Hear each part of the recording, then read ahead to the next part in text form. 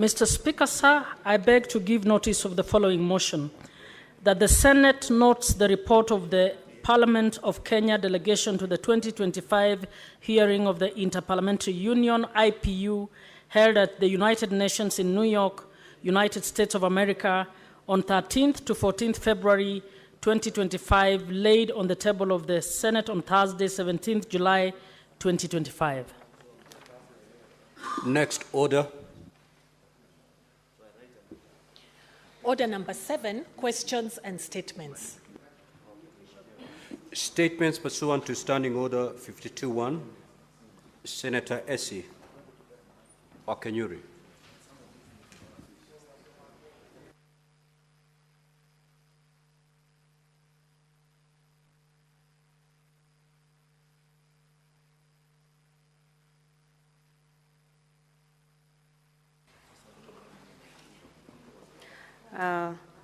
Thank you, Mr. Speaker.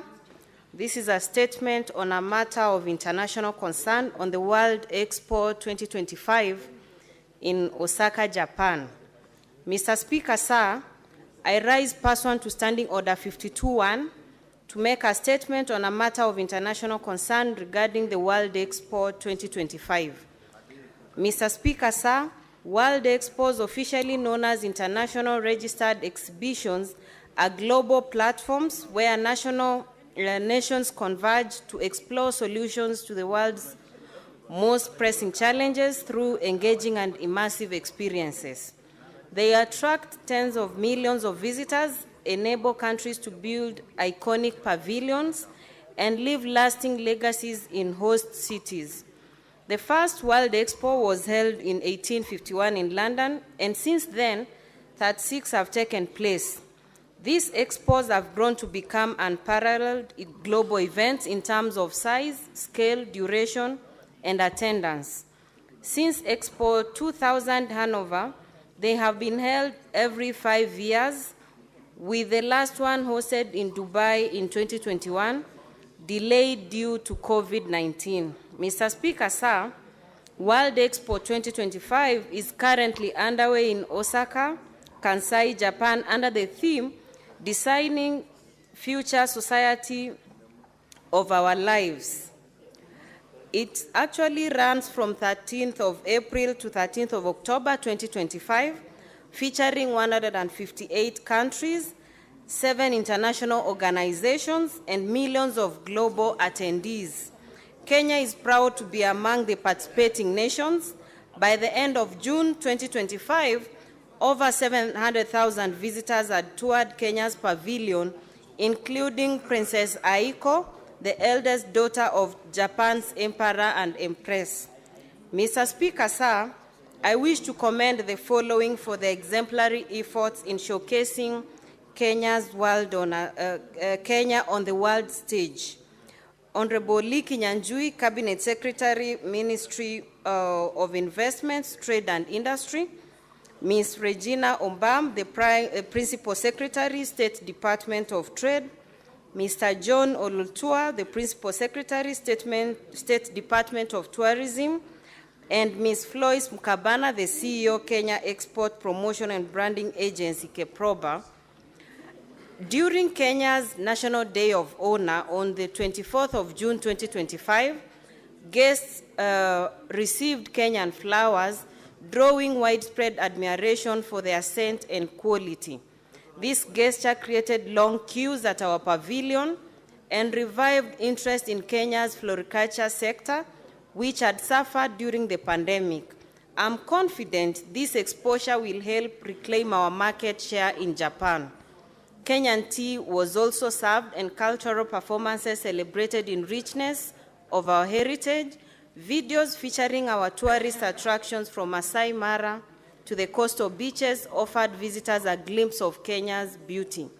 Mr. Speaker, sir, while Kenya's presence was commendable, more can be done. Notably, KEPROBA must be adequately funded to ensure Kenya secures independent pavilions in future expos. Unlike Kenya, countries such as Egypt, Angola, and Mozambique had standalone pavilions, allowing them greater freedom to tell their national stories.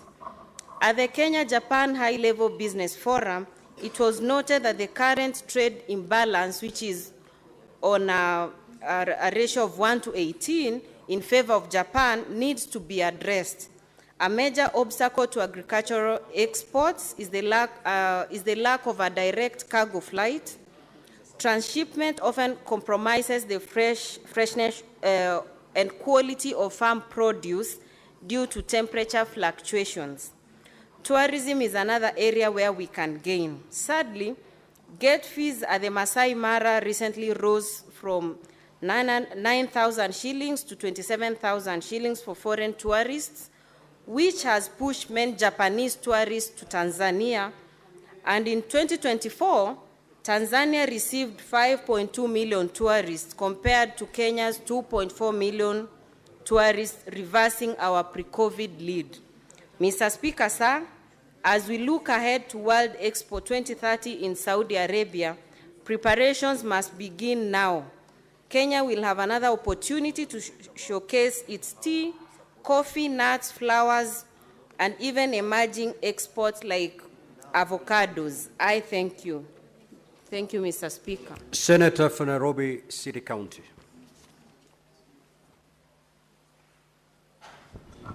Speaker, thank you for your kind indulgence to allow me to read this statement on the welfare of staff who work for Chandarana Food Plus supermarket chain. Mr. Speaker, I rise pursuant to Standing Order 52.1 to make a statement on a matter of general topical concern, namely the welfare and general working conditions of staff at the Chandarana Food Plus chain of supermarkets, especially at their Diani branch. Mr. Speaker, my office has received a complaint from staff at the retailer alleging cases of mistreatment, discrimination. Order, honorable senators. May the Senator for Nairobi City County be heard in silence, please. Thank you, Mr. Speaker. My office has received a complaint from staff at the retailer alleging cases of mistreatment, discrimination, harassment, racism, and unlawful termination of contracts, a clear pointer to levels of illegality and poor welfare at one of the biggest supermarket chains in the country. I feel obliged, therefore, to speak out on the matter because it may be a microcosm of a larger problem within not just the retail sector but across the low-income demographic in the entire country. Mr. Speaker, for a long time, Kenyan low-income earners have, in a desperate attempt to earn an honest living, endured horrible working conditions and unimaginable abuse from many employers and organizations. Many of these go unreported, but with this silence, their cancer metastasize into a national disaster needing urgent mitigation. Needless to say, low-income earners are the drivers of the economy, and their contribution to the GDP and the national growth cannot be gainsaid. Despite this reality, this demographic is also the most vulnerable to poor conditions of working and weak employment safeguards, and is generally prone to bear injustice without requisite support from the authorities. Mr. Speaker, sir, Article 41 of the Kenyan Constitution prohibits discrimination in recruitment, promotion, pay and conditions of work. Further, the Employment Act 2007 guarantees every worker access to fair labor practices, fair remuneration, and reasonable working conditions, as it clearly defines the fundamental rights of employees. However, there exist wide implementation and policy gaps when it comes to private sector, and when it comes to these laws being put in practice to protect workers. Indeed, a large section of the private sector remains weak on implementation of employment laws and subsequent protection of the working public. The exploitation must be addressed in its entirety and the root causes remedied immediately. Mr. Speaker, sir, apart from cases of workplace harassment being a hidden phenomenon in many of the establishments where the public moves in and out, nearly all of us have at some point encountered employees undergoing overt harassment by their employers. 62 years after independence, it is time to put our collective foot down and squarely tackle the mistreatment of low-income earners, especially in the retail chain sector. It behooves investors running businesses in the country to treat their local staff with dignity, just like it is our collective responsibility as Kenyans to create an enabling atmosphere that promotes thriving enterprise in the country as a key cog in employment. It is immoral to simply expect to have a nation of loyal taxpayers without that labor resource being nurtured and protected as the goose that lays the golden egg. Mr. Speaker, sir, I call upon the Ministry of Labor, trade unions and elected leaders to fearlessly speak out for workers facing such difficulties, regardless of the sector they work in. It is important to note that the fear of victimization is a major cause of silence among victims, and it is imperative for leaders to bridge that gap by being firm and principled on the side of justice for the underprivileged. I further call upon the owners and the management of Chandarana Food Plus chain of supermarkets to address the matter of discrimination and harassment not only at their Diani branch, but in all their units across the country. This is a responsibility bestowed by law and by fair labor practices. I also wish to urge Parliament to work towards tightening laws whose weak implementation tends to open the door for such employee mistreatment within the workforce. Together, we must protect the low-income earners in the country from further exploitation. I thank you, Honourable Speaker. The Senate Majority Leader.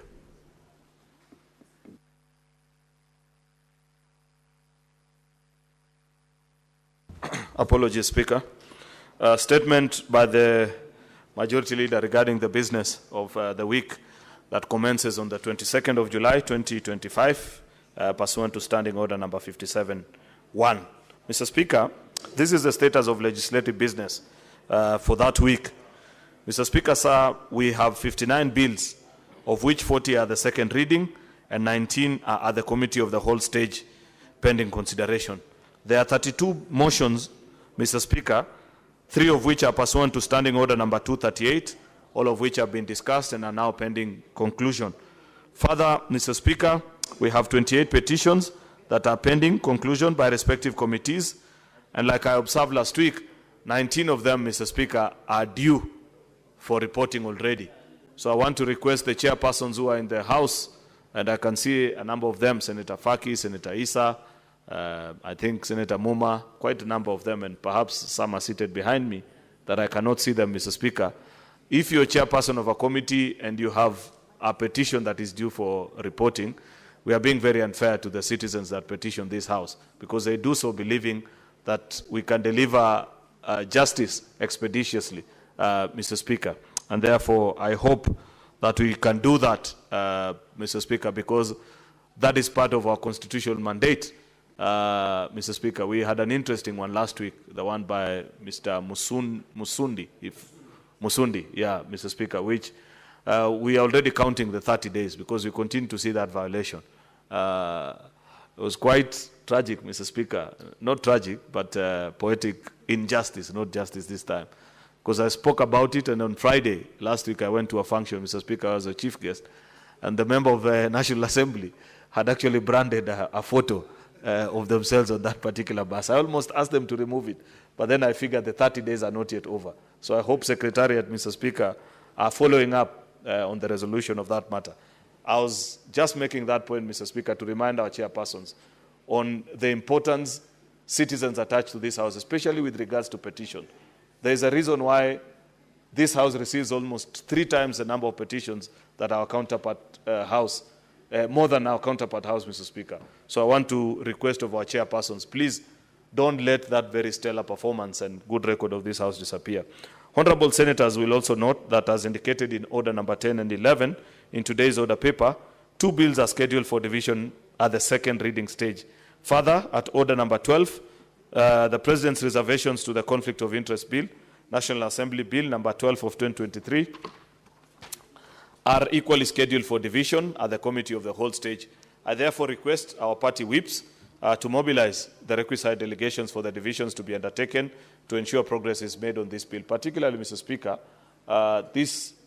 the 2 bills that we concluded in the previous days, county allocation of revenue and equalization, which we concluded yesterday after a very interesting debate, Mr. Speaker, from members who gave their perspectives on who deserves to be equalized and who doesn't deserve. It was quite interesting, Mr. Speaker, to listen to the various perspectives.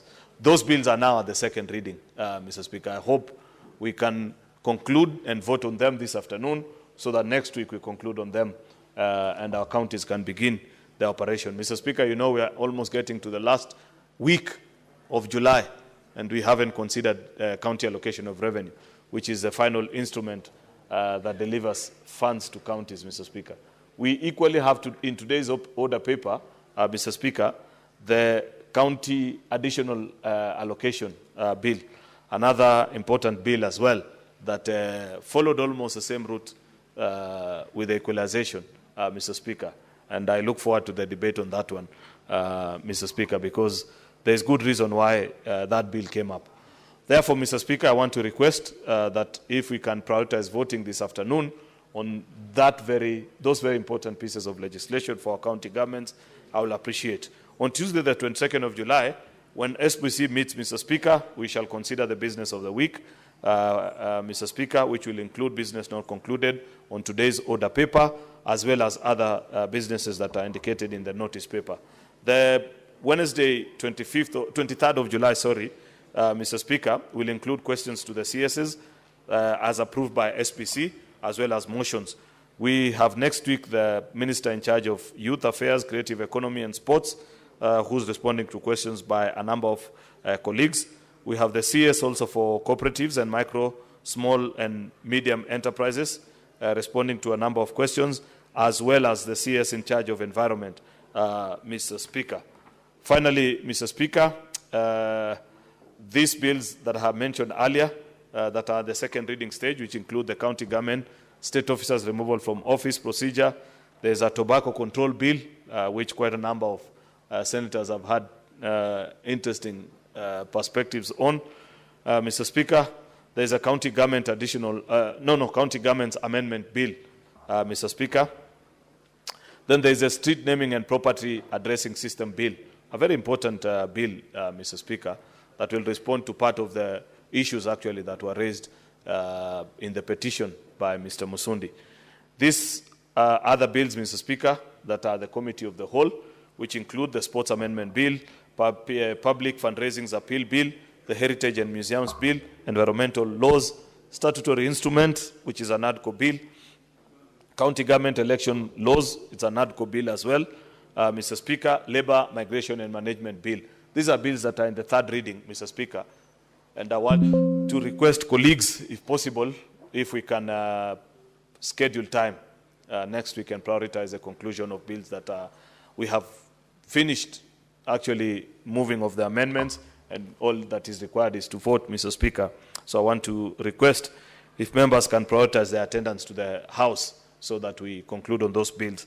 We have motions also on reports of the various standing committee, including the devolution committee, Mr. Speaker, into the state of markets in Vihiga and Bungoma County, arising from a statement that had been sought by Senator Osotsi and Senator Wakoli, both of the two counties. There's a progress report also from the cohesion and equal opportunity. I want us to debate this, Mr. Speaker, because it's one of the takeaway items that came out of the motion that this House moved after the June 25th protest of 2024, Mr. Speaker. And many times we keep on being asked, after you guys spoke for that long, what else have you done? This committee has done fairly good work, not to the level that we asked of them at that particular time, but why I'm seeking your indulgence, members, is that we need to look at what Senator Chute's committee, the Committee on Equal Opportunities, has done so far, so that we can infuse further ideas about how to make this report conclusive. So I really request if next week we can have a conversation on this, Mr. Speaker, and members can speak to it with passion, because this is one of the things that keeps us as a country on the tenterhooks every other time. The fact that opportunities are not shared equally, and the Senate can lead the way in ensuring that we grant equal opportunity to all Kenyans. Parliament, by the way, Mr. Speaker, I would just make a good example, because I served in PSC, and I know that we have a regional representation policy. Every time we do employment in this House, in Parliament, Mr. Speaker, part of what we consider is a geographical representation of the candidates that, that are being considered, especially where there is mass employment. And there's a quota allocated to every region, Mr. Speaker, including even in internship. This House, Parliament, Mr. Speaker, has internship opportunities for lawyers, for example. And one of the things that we do is that we offer those opportunities per county.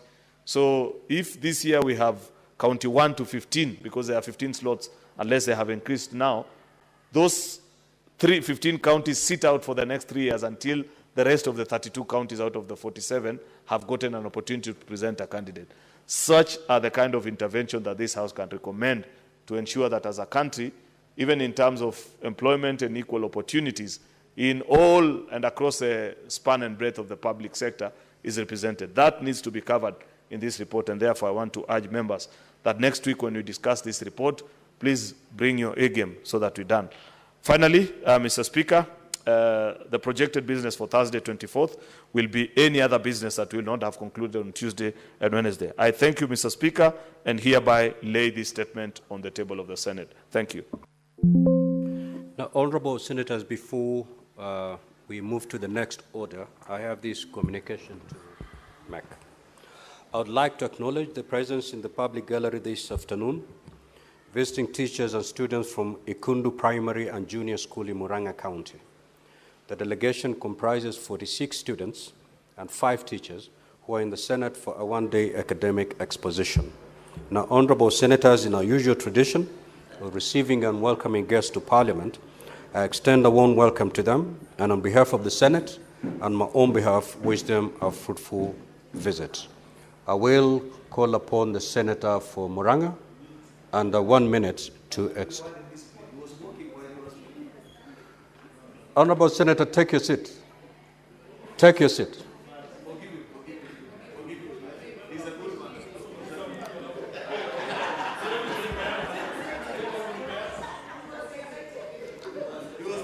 Majority Leader, you cannot dictate how the chair is going to handle its business. Honorable Nyutu, under 1 minute, kindly extend one word of it. Thank you very much, Mr. Speaker, for this opportunity, and thank you for correcting the mischief by the Majority Leader. I take this opportunity, Mr. Speaker, to welcome the pupils and teachers of Ikundu Primary School. This is a school in Maragua constituency, and to be specific, in Ginda ward of the same constituency. So I take this opportunity to welcome the good pupils and their teachers and encourage them to stay on for the time that they are going to be here to see what is done in this particular house, the upper house, that basically is about devolution. And Mr. Speaker, this is a school that is very progressive, and I know and I want to assure the pupils of Ikundu Primary School and their teachers that we have faith in them and their future is very bright. Thank you, Mr. Speaker. Next order.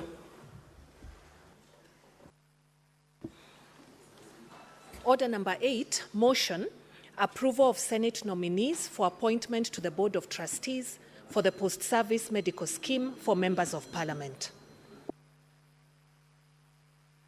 The Senate Majority Leader.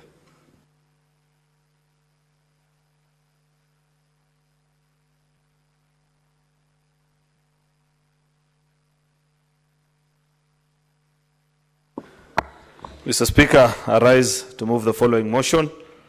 This is the approval of Senate nominees to the appointment to the Board of Trustees for the post-service medical scheme for members of Parliament, that pursuant to the resolution of the Parliamentary Service Scheme on the Parliamentary Service Commission of 23rd June 2025 with respect to trust deeds and rules for post-service medical scheme for members of Parliament, the Senate appoints Senate Justice Retired Stewart Mazayo and Senator Esther Okenyuri to the Board of Trustees to the post-service medical scheme for members of Parliament.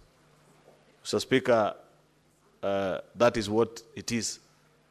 I request Senator Ledama Olekina to second.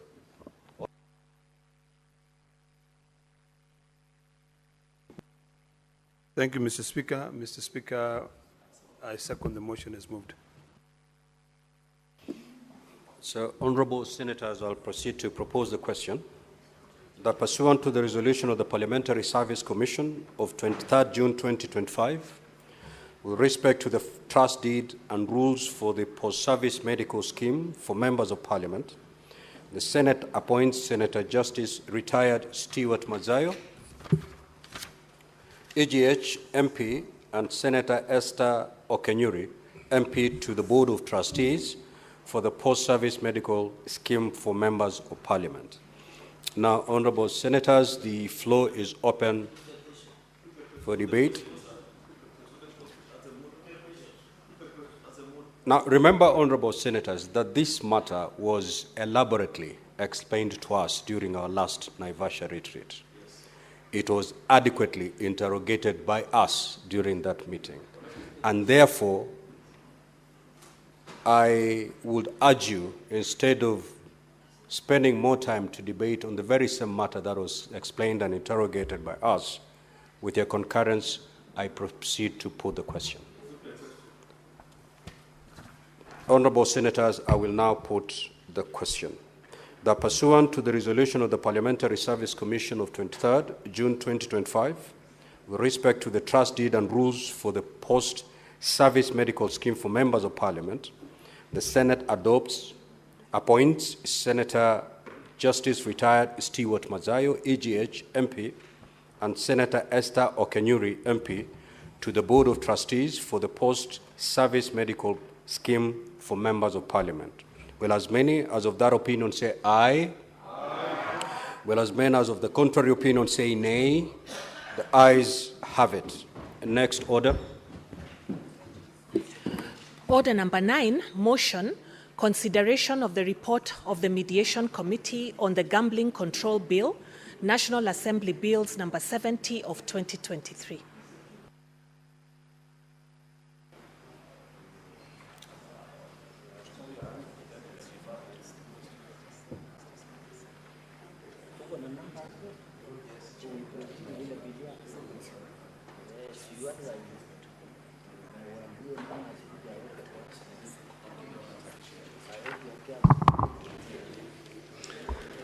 Mr. Speaker, sir, I beg to move that the Senate adopts the report of the Mediation Committee of the Gambling Control Bill, National Assembly Bill number 70 of 2025, laid on the table of the Senate on Wednesday, 16th July 2025, and that pursuant to Article 113(2) of the Constitution and Standing Order 167(3) of the Senate, approves that mediated version of the bill. I request Senator Sigei to second.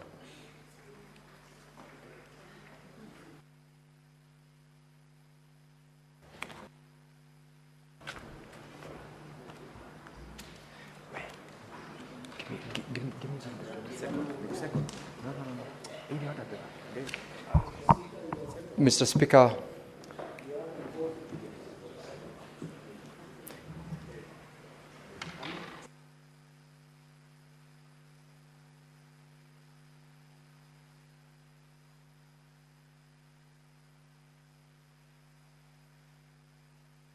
yes, Honorable Sigei.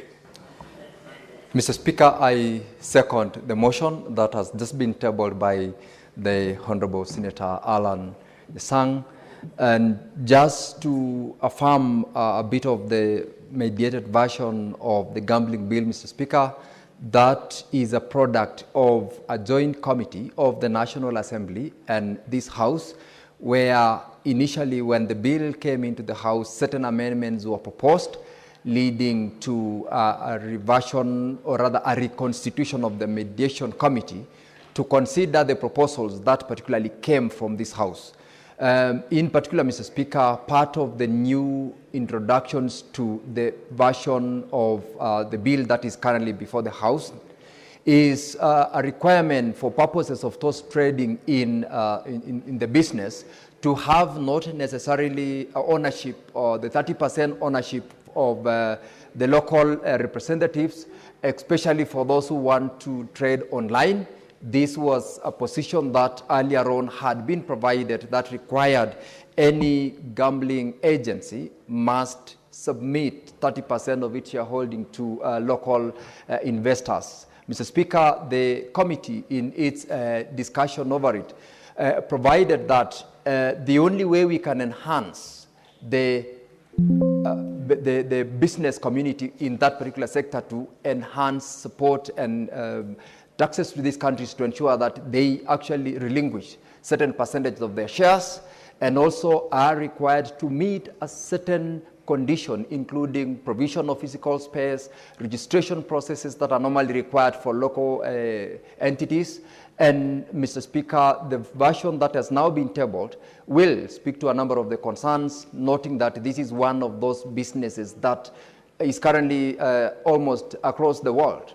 Gambling, as you know, has been regulated across the world because of the need to make sure that young Kenyans or young members of the society who do not necessarily understand the gambling might end up being consumed in the sector if the regulations are not properly in place. This particular bill, Mr. Speaker, will ensure that that protection, that control is enhanced to support the mechanism which everybody who gets involved in gambling is required to comply with certain provisions of the law. So, Mr. Speaker, I support and I request the members of the House to support the motion so that the bill can progress to the next level for processing. And I thank you. Honorable Senators, I will now propose the question that the Senate adopt the report of the Mediation Committee on this Gambling Control Bill, National Assembly Bills number 70 of 2025, laid on the table of the Senate on Wednesday, 16th July 2025, and that pursuant to Article 113(2) of the Constitution and Standing Order 167(3) of the Senate, approve the mediated version of the bill. Now, the floor is open for debate. The Senator Fernandi.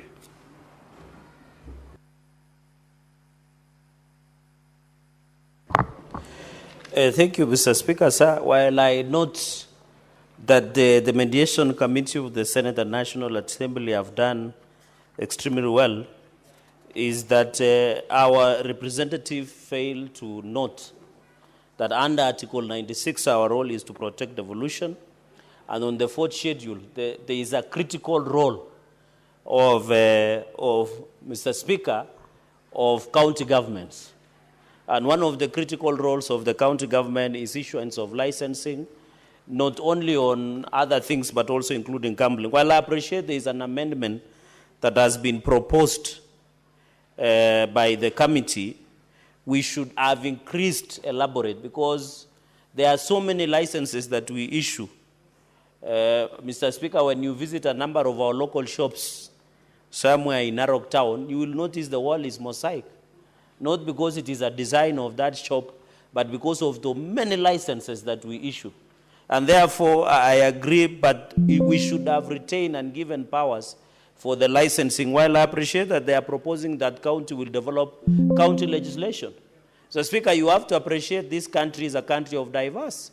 When you go where Senator Haji comes from and other counties that are predominantly Islamic, yeah, even, I don't know, Kwale and also Mombasa predominantly. I'm not saying all of it predominantly. That's good English. It's called prospectus, Mr. Speaker, or conceptus, Mr. Speaker.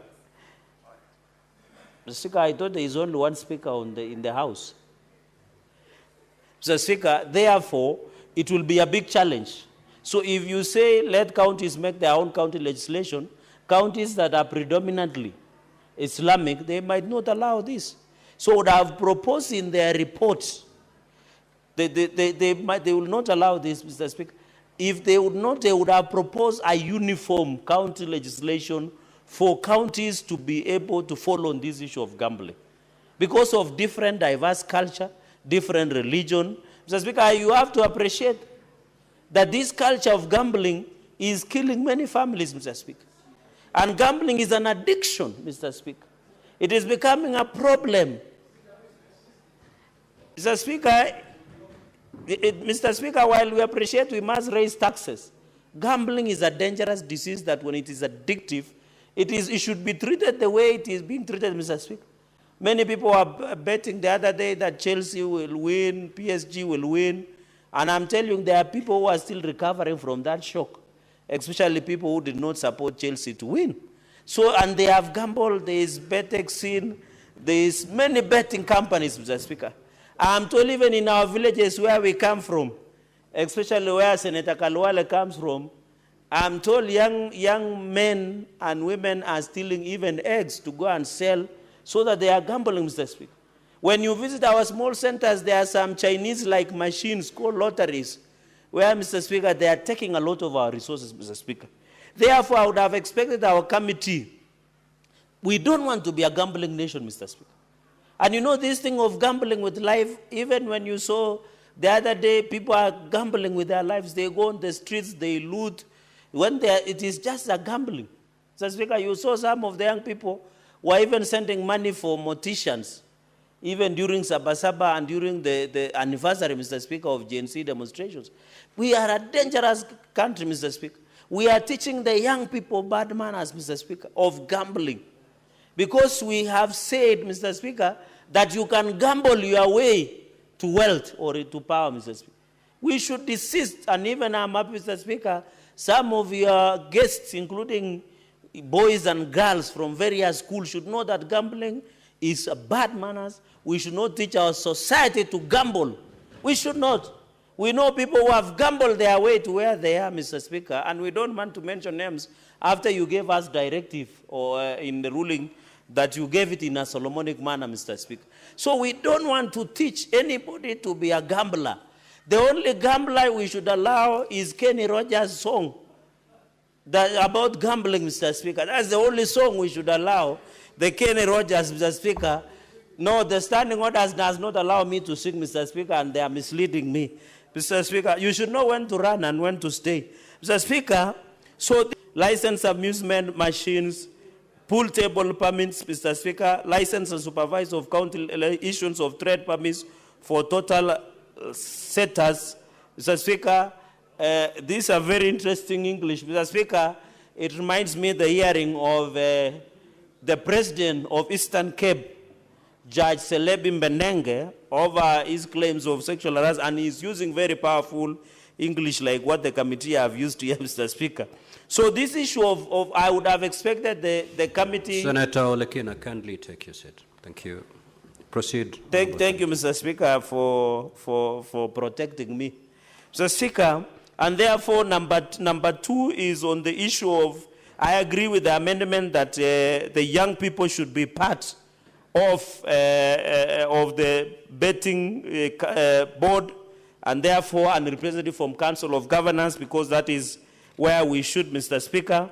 Mr. Speaker, another committee resolution that I have noted is functions from the authority, which I agree, the issuance of license should stay with the counties. Mr. Speaker, you know we are struggling with on-source revenue. I have seen a number of governors celebrating on on-source revenue, Mr. Speaker. We should retain the issue of licensing. The Constitution is very clear that under the Constitution, Mr. Speaker, the fourth schedule, and even the Constitution itself, the power of issuance of licensing stay within. Mr. Speaker, I know KRA is struggling to raise money. We are aware, Mr. Speaker, we have a deficit budget of 4.2 trillion shillings. We normally on average raise 2 trillion through Kenya Revenue Authority, Mr. Speaker. While I appreciate that, we should not allow KRA to arrogate itself the power they don't have, Mr. Speaker. They shouldn't. And therefore, I agree with this amendment that the issue of issuance of license, the factor of raising revenue, is only given to two entities, Mr. Speaker. It is given to the national government, it is given to the, Mr. Speaker, is given to county government. And the Constitution is very clear, Mr. Speaker, that should you want to give yourself power to collect revenue, Mr. Speaker, and I'm happy the Senate Justice retired Judge Stewart Manzayo knows this, is you come to legislate. You don't take it through the back door, Mr. Speaker. Mr. Speaker, because I'm running through, because this is clause, this is Senate Amendment Clause 28. I agree that the employees an accreditation for a person in non-gambling within gambling premises, so that we don't need to use the sweeping of the police to those. Mr. Speaker, another problem, Mr. Speaker, I came to learn this issue because I have seen in this clause number 28 that media nowadays, while I appreciate media are struggling to raise the revenue. Mr. Speaker, all the radio stations, the televisions, I have tremendous respect for the media. That's why they are called the fourth estate. Mr. Speaker, I was surprised even old men and women of 70 years are now gambling in radio stations. In TVs, Mr. Speaker. They are now gambling. It is becoming a dangerous disease. Mr. Speaker, while media are trying to raise the revenue to run their stations, I know one of the media owners is looking at me, Mr. Speaker. He is trying and be moral. We cannot legislate anything. From morning to evening, Mr. Speaker, you only hear promotion. Buy this. If you gamble with 1,000, you gain 10,000, Mr. Speaker. We don't want to reduce this country to a gambling nation. We are gambling with our lives. We are gambling with the economy. We are gambling with elections, Mr. Speaker. We are gambling in our relationship, Mr. Speaker. Mr. Speaker, I want to agree, these media promotions, we must regulate, Mr. Speaker. It should be PG. It should be parental guidance. It should be put, Mr. Speaker, at the watershed period, Mr. Speaker, so that we don't need the NCCK or Kenya Episcopal Conference of Catholic Bishops or the evangelistic or traditional or the Islamic religious to come out and tell us to legislate on issues that can be done morality, Mr. Speaker. We don't want to create a society, Mr. Speaker, an aspect of capitalism. You know, capitalism does not have a soul and a heart, Mr. Speaker. And therefore, I agree that we must regulate. And I'm told, Mr. Speaker, these promotions that you do in media, you can imagine 1 million Kenyans sends 100 shillings. And they end up giving out only a gift of 500,000. So, Mr. Speaker, they are making a lot of money. Number 31, I agree that the period of validity of license free increase from 12 to 36 months. Mr. Speaker, this one will give opportunity. And I agree that let us increase from 12 months this issue of operation license of the gambling license move from 12 months to 36 months so that it can allow ease of doing business, Mr. Speaker, convenience, reliability. Therefore, Mr. Speaker, this issue of 12 to 36 months is very critical so that it becomes predictable, Mr. Speaker. Mr. Speaker, I was talking to some businessmen and women. It is becoming a problem visiting county offices. When you go to county offices, you are being told, can you come behind the tent? It is inconveniencing, Mr. Speaker, starting a business in this country. And I want to appeal to government agencies, Mr. Speaker. Starting a business in this country, by the time you get even one license, if you have never gotten an heart attack, you get diabetes or hypertension. Because we have created a very tedious process of receiving licensing in this business, including from NEMA, Mr. Speaker, from all the agencies, including public health. Why don't we create one portal that when you want to apply license, you can get only one license?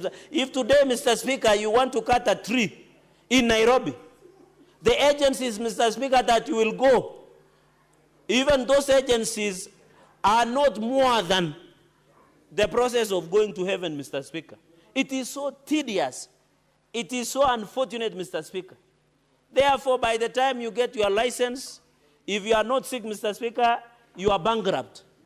Because this brown envelope, Mr. Speaker, your file has disappeared and all those. So I agree that there should be predictability. Gambling license should move from 12 months to 36 months. On the issue of tax rate of 15%, lottery tax at the rate of 15%, Mr. Speaker, as I indicated, that the gambling issue, we should be very careful as a country.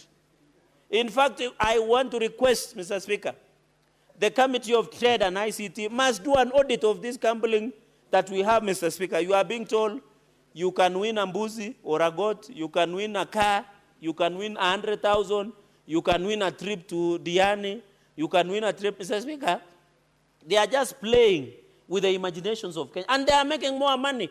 I am daring today, I can see the chair of trade, Senator Issa Juma Boy. Just take one media company or an advert.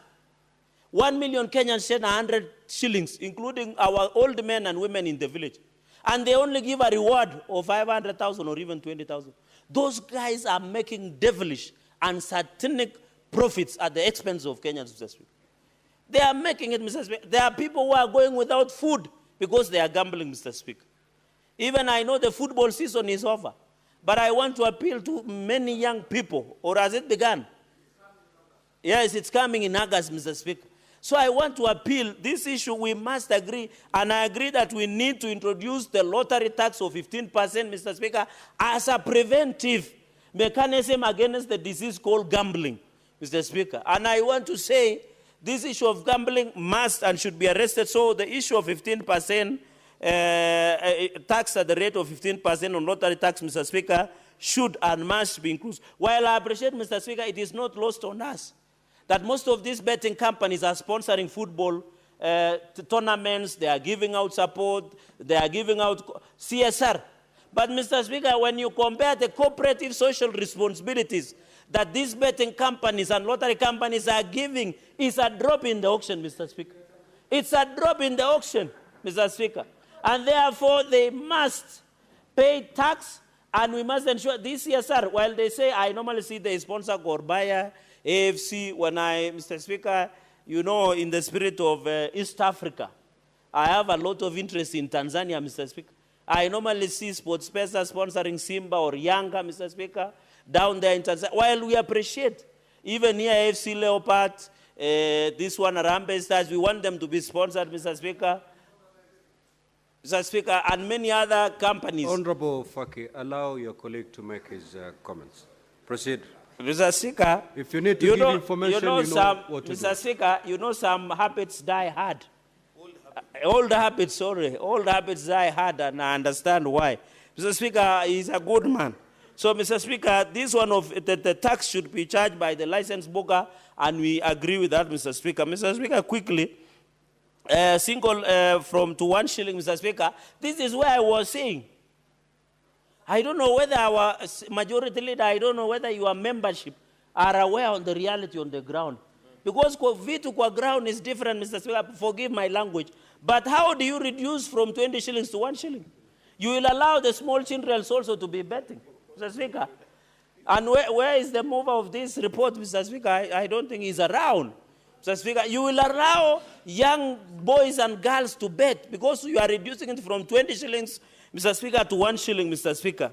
That this minimum amount bet, unless, Mr. Speaker, with a lot of tremendous respect, this law reflects to the role of the betting companies, Mr. Speaker. And we must agree because that the national... Senator Fernande. Yes. The senator for Bomet wishes to give information. Are you amenable? No, if it was about Yebole Road, I would have agreed, but on this one, I'm an expert. Proceed. Allow me, Mr. Speaker, to proceed.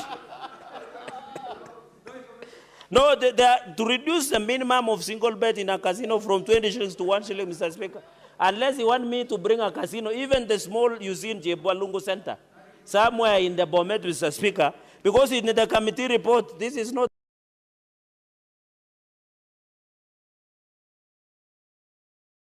my report, Mr. Speaker.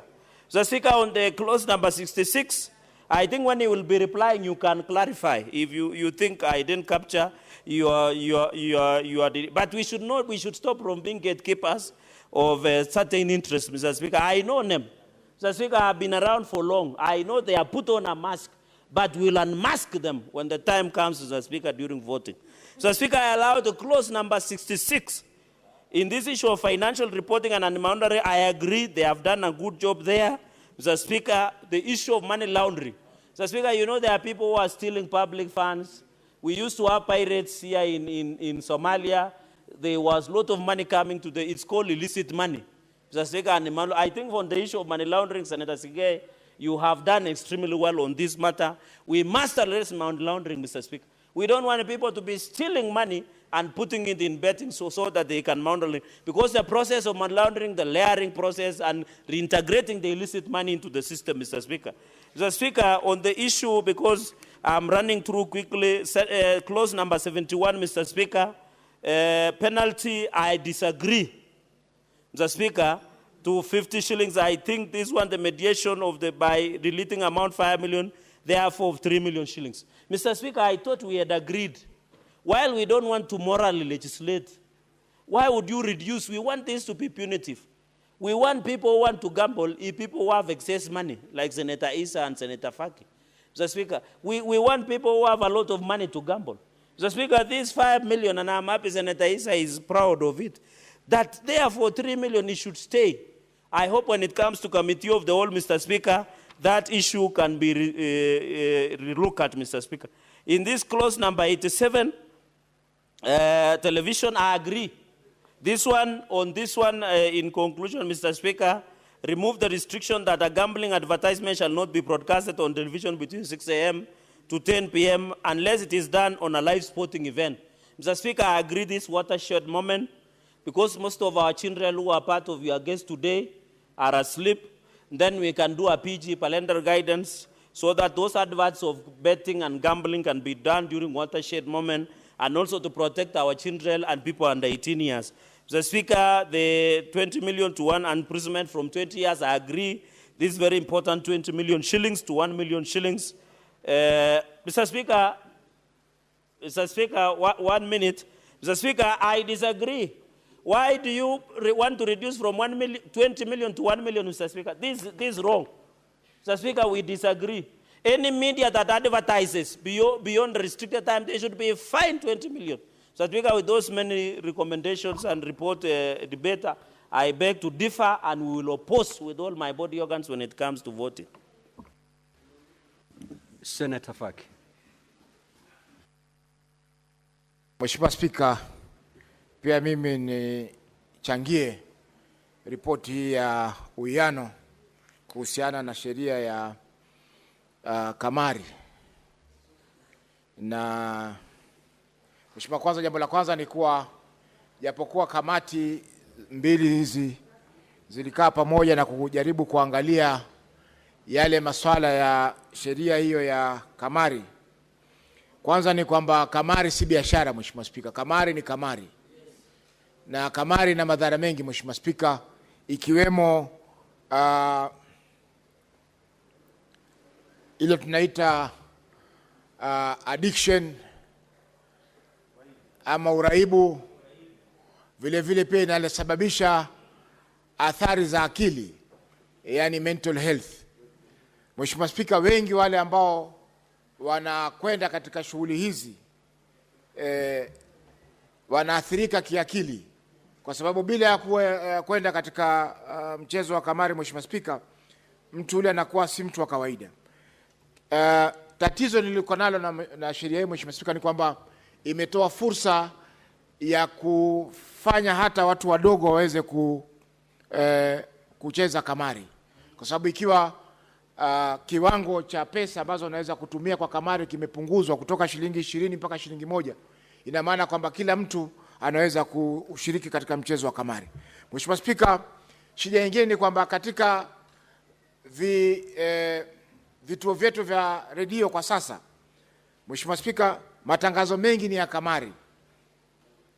Kwa kipindi cha muda wa saa moja, Mheshimiwa Spika, katika redio zetu za FM, karibu saa nzima wanatumia kutangaza kamari.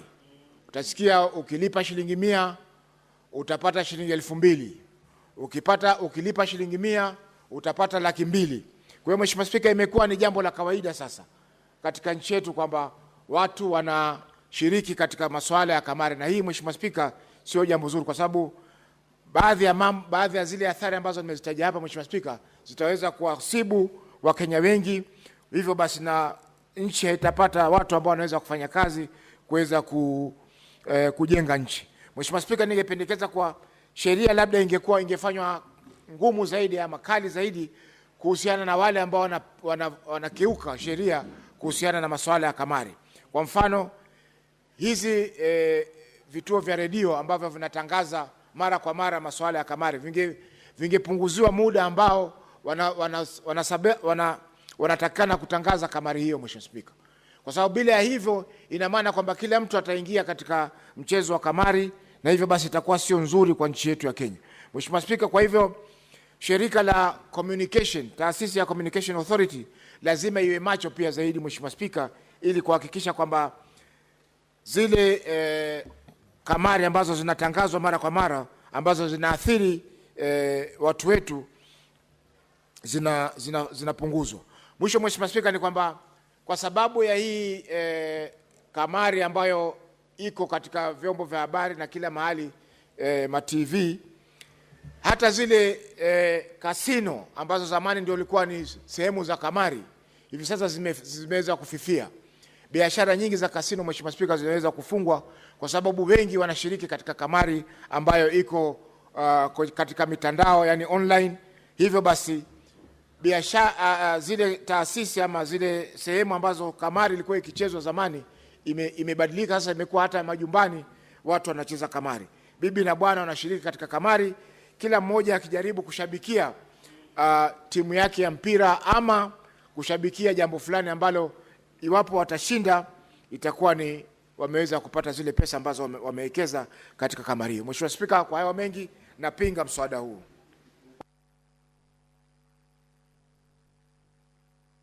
Senator Mungatana. Mr. Speaker, thank you for giving me the opportunity to make a comment on this mediated version and this report that has come back to the Senate for approval. Mr. Speaker, I want to commend the team that sat down for this mediation process. On our side, we were led by our Senator and Chair of ICT, Senator Chesang. And we are grateful, Mr. Speaker, that some of the critical issues that we raised, some of the issues that were bringing disagreements between the two houses have been resolved. This means, Mr. Speaker, that in a short while, this bill will become law after assent by His Excellency, the President. Mr. Speaker, during the main debate of this gambling law, when it was at the Senate, I raised the issue of physical presence. Mr. Speaker, you will find that foreigners are truly exploiting Kenyans, and they are doing it online, Mr. Speaker. Foreigners who are involved in gambling, they actually do something called grooming of potential customers who are Kenyans. They will put very nice, well-spoken ladies to talk to people. They will make sure that you have a few winnings at the beginning. And once you are hooked, Mr. Speaker, they start taking money from you. And there is no physical presence of these offices in Kenya. And Mr. Speaker, what happens? Because in my practice of law, I came across a victim who explained to me what happened. They send you agreements. These agreements, they give you confidence that although they don't have a physical presence in Kenya, you will get your money. And sure enough, the first few you will get. Then afterwards, when you have put in good money, you will hear that company has closed down. You go to the website, it's not there. So, Mr. Speaker, this report is saying that going forward, physical presence will be mandatory. And Mr. Speaker, this is a good thing. I support this report. Again, Mr. Speaker, it says that for foreigners who wish to engage in this business, if you can call it, of gambling, they must put a security, substantial security, Mr. Speaker. And I think the report had recommended something like 50 million. This, Mr. Speaker, ensures that the potential victims, in case that gambling or online gambling collapses or closes down, the potential victims can actually go and secure at least to the extent of 50 million. Mr. Speaker, this is a good development. Because, Mr. Speaker, I'm aware that some of these online foreign companies that have been engaged in stealing from Kenyans, what they do, they set up business in, say, DRC Congo. They encourage a few people. Once the money has reached their target, they close. The website disappears. They come to Kenya. They do the same. They get, once they hit their target, the website disappears. So, Mr. Speaker, to require now that any gambling, especially foreigners who want to engage in this business, they must put a substantial deposit, then, Mr. Speaker, this report is carrying the wishes of many of us who debated this on the floor of this House. Finally, Mr. Speaker, I like the fact that this report has carried the idea that on the local scene, these advertisements for gambling must be discouraged during the time when our children are there, during the time when our children are still awake. Mr. Speaker, when you travel to foreign countries, you would see that the time that these adverts for gambling and I don't know, you will win what when you do what. When you put this money, you will get this. When you do this, you will win this. They are always at night, mostly late night. But in this country, before this law, we used to find so much of this. Our radio station, as has been said here by a previous speaker, our television sets, you know, until you get tired of looking at them, advert after advert after advert. Mr. Speaker, this report in the mediated version, and now it's going to be law once the president assents to it, it will get rid of all those. And this report has made a significant step forward in controlling gambling. At the end, Mr. Speaker, I don't gamble because I was taught by my parents. At the end, we have the responsibility as parents to teach our children that this question of pata potea, it must not be part of your culture. At the end, we must teach our children that hard work is the only way that you will make it in life. Mr. Speaker, it reminds me many, many years ago when I was considering to open my first law firm in Mombasa. Mr. Speaker, I went to seek advice from senior practitioners, and I remember one, many years, this is over almost 40 years now, and he told me, Mungatana, there is no shortcut to success. You see where I am? I have worked hard. And the children who have visited us in this Senate today, and I'm glad you are hearing us from the plenary, from up there, there is no shortcut to success. You must put in the work.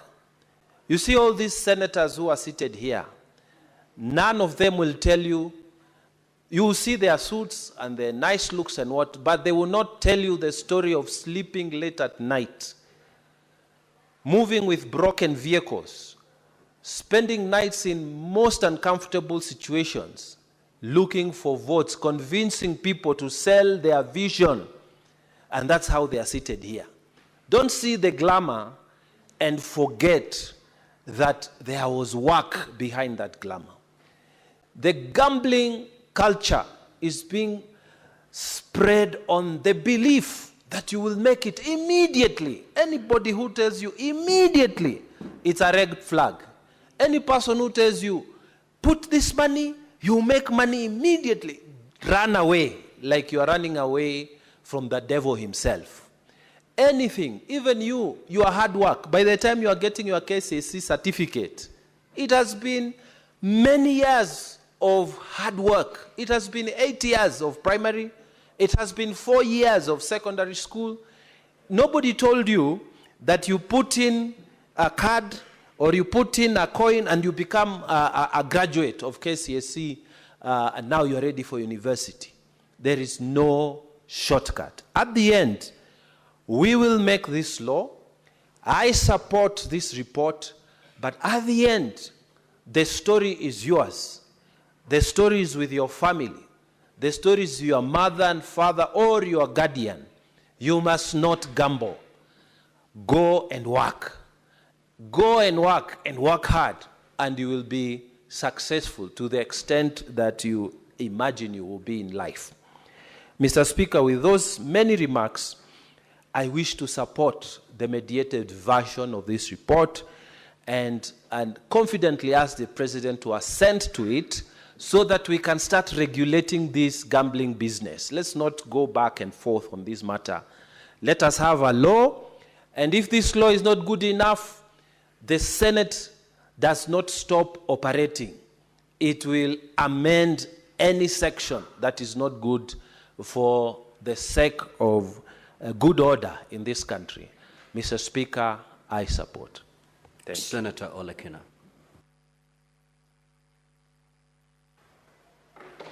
Thank you, Mr. Speaker. Mr. Speaker, I rise to oppose this report on the Mediation Committee on Gambling Control Bill, National Assembly Bill number 70 of 2023.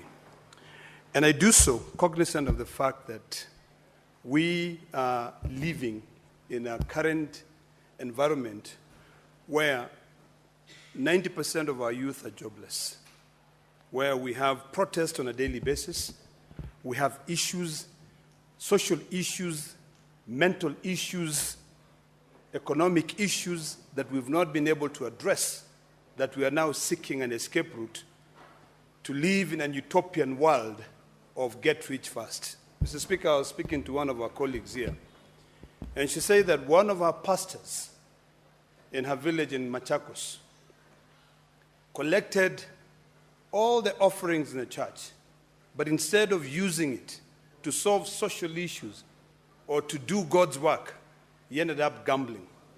Mr. Speaker, I've skimmed through this report. I've seen the areas which this House had suggested that be deleted in the bill. There's a reason as to why this bill ended up in mediation, and most of them have been retained. Mr. Speaker, this is not the time for us to encourage gambling in this country. I share the same sentiments with my colleagues who have spoken before me in terms of making it punitive for anyone to come and gamble this time. We must, first of all, solve our social issues. Mr. Speaker, gambling companies which make billions of shillings, in fact billions of dollars, target vulnerable, poor societies, people who make 500 shillings a day doing manual jobs, to be told to gamble. Our radio stations, our TV stations are the easiest way to communicate.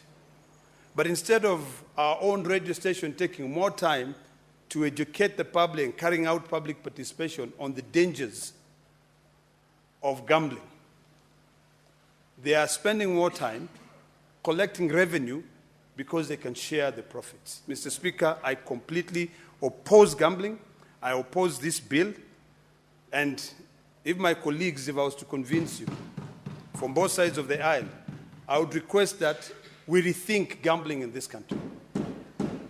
Mr. Speaker, in America, and I lived in America for so many years, and I'm also a resident, when you go to certain states, gambling is restricted to a particular area where only the rich would be able to drive. In Colorado, Mr. Speaker, you'll find that gambling would go into the Native American reservation, where there's a city which is set aside just for gambling. So it's the rich who will go there. People who have made money until they have, I cannot use that word, but they have money which they can only just use it as they wish. Disposable, not even disposable. There's a word I wanted to use which is not parliamentary, but I cannot use. It's money that you don't really care about. You don't give a hoot on where that money comes from. Mr. Speaker, the biggest challenge we have in this country right now, which is attributed to gambling, is mental illness. In this House, we passed a law on mental illness and how to deal with it. The laws that we are discussing in this House, and I have no problem with passing legislation, but we have to pass this legislation. We have to discuss this legislation cognizant of what is affecting, what is ailing our society. Right now, there are so many poor people, and the only thing they know how to do is to gamble for them to make money. There are people who will make 1,000 shillings maybe in a week because there are no jobs available. But because they have been lured to a scheme where they can get rich fast, they gamble all that money, and then they end up doing what? Sitting down looking at their kids in a table where they cannot eat. Gambling increases crime in a country, Mr. Speaker. Today, Mr. Speaker, we have our children in this parliament. They are looking at us. The same children who come here to listen to us are the same children who we do not understand now because they are from a different generation than the one we come from. The Gen Zs. We don't understand the language they speak. But instead of us taking the lead and guiding them, we're here discussing about amending laws and saying how good these laws are to gamble. We are not teaching them. I like what, although I don't associate myself with a lot of sentiments of my brother from Tana River, but I like one thing that he said, that to the children, know that we will not always tell you what we go through to be able to wear good suits. Some of us, you might look at us and you think, oh, this person is about 60 years old, and he's merely 20 years old. But it's because they have sleepless nights. They don't sleep. You know, they are always up at night, working. They have 10 jobs. Then you just see them here looking smart, sharp. You know, you don't even know what they're suffering from. So, Mr. Speaker, I want to beseech my colleagues here that it is not time for us to be passing this legislation to be able to support people who are already filthy rich, who are already collecting so much money. It is time for us now to think seriously about how do we end all these problems? How do we reduce crimes? How do we ensure that we have created jobs for our youth so that they don't end up in the streets? You know, these regulations that we're talking about, now in a devolved system of governance, where the Constitution allows county governments to be able to develop laws to collect certain taxes. This, unless there is uniformity across board, you will find some other counties who are culturally sane will say, we will hike and put so much money to be able to save their citizens. But others, because of interest, business interests, they'll make it even very cheap. Pay 5,000 shillings and you can have a gambling license. So, Mr. Speaker, sir, I oppose this. I think the exposure to the youth at this particular time, when we are facing a lot of social issues, joblessness, should not be to gambling, but should be to working hard to making money. You know, our country is so good. Our country, you can only compare our country with other developed nations. But sometimes, even if we are passing through, the word is leapfrogging. Even if we leapfrog, sometimes certain things, we cannot just say you are born today and tomorrow you can be able to walk. But because of technology now, there are certain things that we don't need to go through the entire industrial revolution process for us to be able to manage how to do it. But in this country now, we have to remember that that process of industrialization is necessary because we have 47 counties which are completely different. So, Mr. Speaker, I oppose it. I think when you look at across the world, there are countries which are not stable. But those countries are the same countries, I think one of my colleagues who was speaking, are the ones who set up gambling websites. They lure people to gamble there, and then before you realize, in fact, the first one, you are told, hey, take some little money. And you make some little money. You get addicted. You get addicted. Before you realize, you cannot even think straight.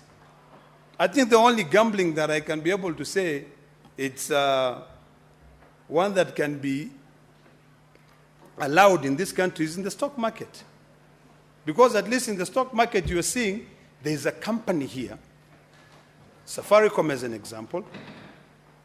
Yesterday, I was reading somewhere that Airtel has now surpassed Safaricom in terms of their customer base. You know, when you are told invest in those companies, gamble in those companies, there is something where you know you'll be watching your stocks rising on a daily basis or going down, which is life. But where you're putting in and you don't know whether you're going to get money to buy a loaf of bread or even a cup of tea. No. I say no to that. So, Mr. Speaker, with those many remarks, I completely oppose this report, and I oppose anything to do with gambling in this country at this particular time. I think in the next 10 years, once we've been able to fix our current problems of understanding each generation, is when I'll be able to entertain anything to do with gambling. So, Mr. Speaker, sir, I oppose. The Senate Majority Leader. Thank you, Mr. Speaker. I rise to support this motion, which is a report of the Mediation Committee from the Senate and the National Assembly that brings to a close a very difficult exercise that we've had, which is to try and rein in and bring control on a very difficult sector. A sector, Mr. Speaker, that has been described very ably by my colleagues. In fact, I agree with them on their prognosis. What I do not agree with them, final, is a final diagnosis, what they eventually consider to be the solution. I've listened to my colleagues, Senator Ledama, Senator Cherargei, and while I agree with all the things they have said about gambling, Mr. Speaker, I am afraid that what they are prescribing as a solution might not serve us. We live in very interesting times, Mr. Speaker. You know, in the year 2018, this Parliament, the Senate, sponsored me alongside a few of my colleagues to Colombo, Sri Lanka, for a conference titled Evidence-Based Decision-Making. That conference eternally changed my life. And to date, as a lawmaker, if you follow me every afternoon, Mr. Speaker, including yesterday, I follow the evidence before making a final decision. This country, unfortunately, Mr. Speaker, we make decisions based on political affiliations or feelings sometimes without looking at what the hard facts are telling us. And that's a debate we had here yesterday, for example, where I tried to remind my colleagues who are here, Senator Sifuna, Senator Halwale, Mr. Speaker, that while it is long held that there are counties that are rich and counties that are poor, a better way of looking at places, Mr. Speaker, to consider for affirmative action of any kind, Mr. Speaker, is to break it down to the lowest administrative unit, which is a sub-location, Mr. Speaker, and have a nationwide consideration. Mr. Speaker, this is one such scenario as well. We agree that gambling is a menace that has messed up so many young people, so many families, so many women, because it's not just young men, Mr. Speaker. You will recall that there were times when they had put some slot machines across the country. It was a very interesting spectacle where you'd find women folk in the village at about 4 o'clock trooping from their homes to the center to go and slot in the coins, Mr. Speaker, with the hope that they were going to have their luck on that particular day. I'm afraid, Senator Ledama, that you know when we legislate, we pass laws for things that we know about gambling. In fact, I don't know even how to gamble. But unfortunately, as a lawmaker, Mr. Speaker, I have to make decisions that are in the best interest of the people that I represent. Rift Valley, where I come from, Mr. Speaker, is a mecca of bettors. That's where the hardcore betting population of this country lives. And I know this from very sound authority, Mr. Speaker, on statistics that I've seen. How many young people wake up trying to get 100 shillings or 50 to place a bet on something with the hope that they'll succeed. And of course, like has been described by many of my colleagues, 90 to 99% of the time they don't succeed, because that's how gambling works. I know that there's something they say, the house never loses, the house always wins. Unfortunately, Senator Ledama, choosing not to regulate this sector is not an option that you want to take. Why? Because even if we made the decision that we want to ban gambling in Kenya, are you aware that 60 to 70% of gambling nowadays has gone online? And they are from sites that don't even exist in Kenya. And those sites, just listen, Senator Ledama. I've done some good research on this. Those sites are operated by very sophisticated software that even if you block their IP address this minute, by the next minute, they have generated a new one. And our young people are following those sites there. So we must think of ways of how we will regulate this sector, because unfortunately, banning or choosing to close our ears and eyes and saying that this is not allowed in our country, Mr. Speaker, is burying our heads in the sand. We live in a digital world. Unless we want to say that we block the internet, perhaps that's the only solution that remains. But as it is today, Mr. Speaker, the unfortunate and the hard reality is that we have got to find ways of bringing order to this sector. Countries all over the world continue to grapple with this.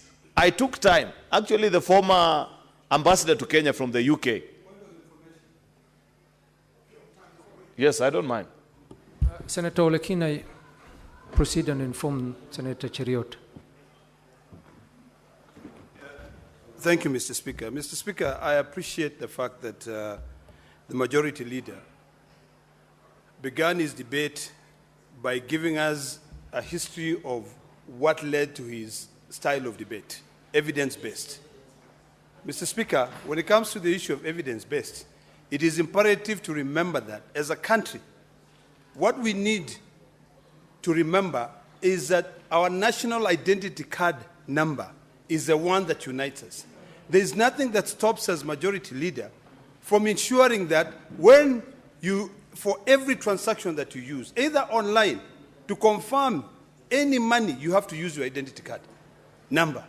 In fact, nowadays, when someone cons you, so long as you can get the identity card number, you can find a way, and we need to be able to find a way, Mr. Speaker, and this is what I'd like to inform the majority leader, that we can use that identity number to block you from doing any other transaction. In other countries, Mr. Speaker, where gambling is restricted, the moment you try to gamble, you're asked to put your national identity number or your driver's license number. If you go to Australia, before you enter a club, and they know you're not supposed to enter a club when you're not 21 years old, you give out your ID number. In a club, they run it through to make sure whether that ID is legit or not. Nothing stops us from ensuring that this website that the majority leader is talking about, that if you block this IP address, even the IP address is a problem, ensure that everyone, any transaction which is done in the Kenya space, even if the site is in Germany or America, requires you to put in your ID number. And if you put in your ID number, if you're not over 18, or if it is gambling, it blocks. There are ways around it with technology and AI. Senator Ledama needs to spend time with these young people to understand what I'm telling you. Those sites are not hosted here in Kenya. They are not designed here in Kenya.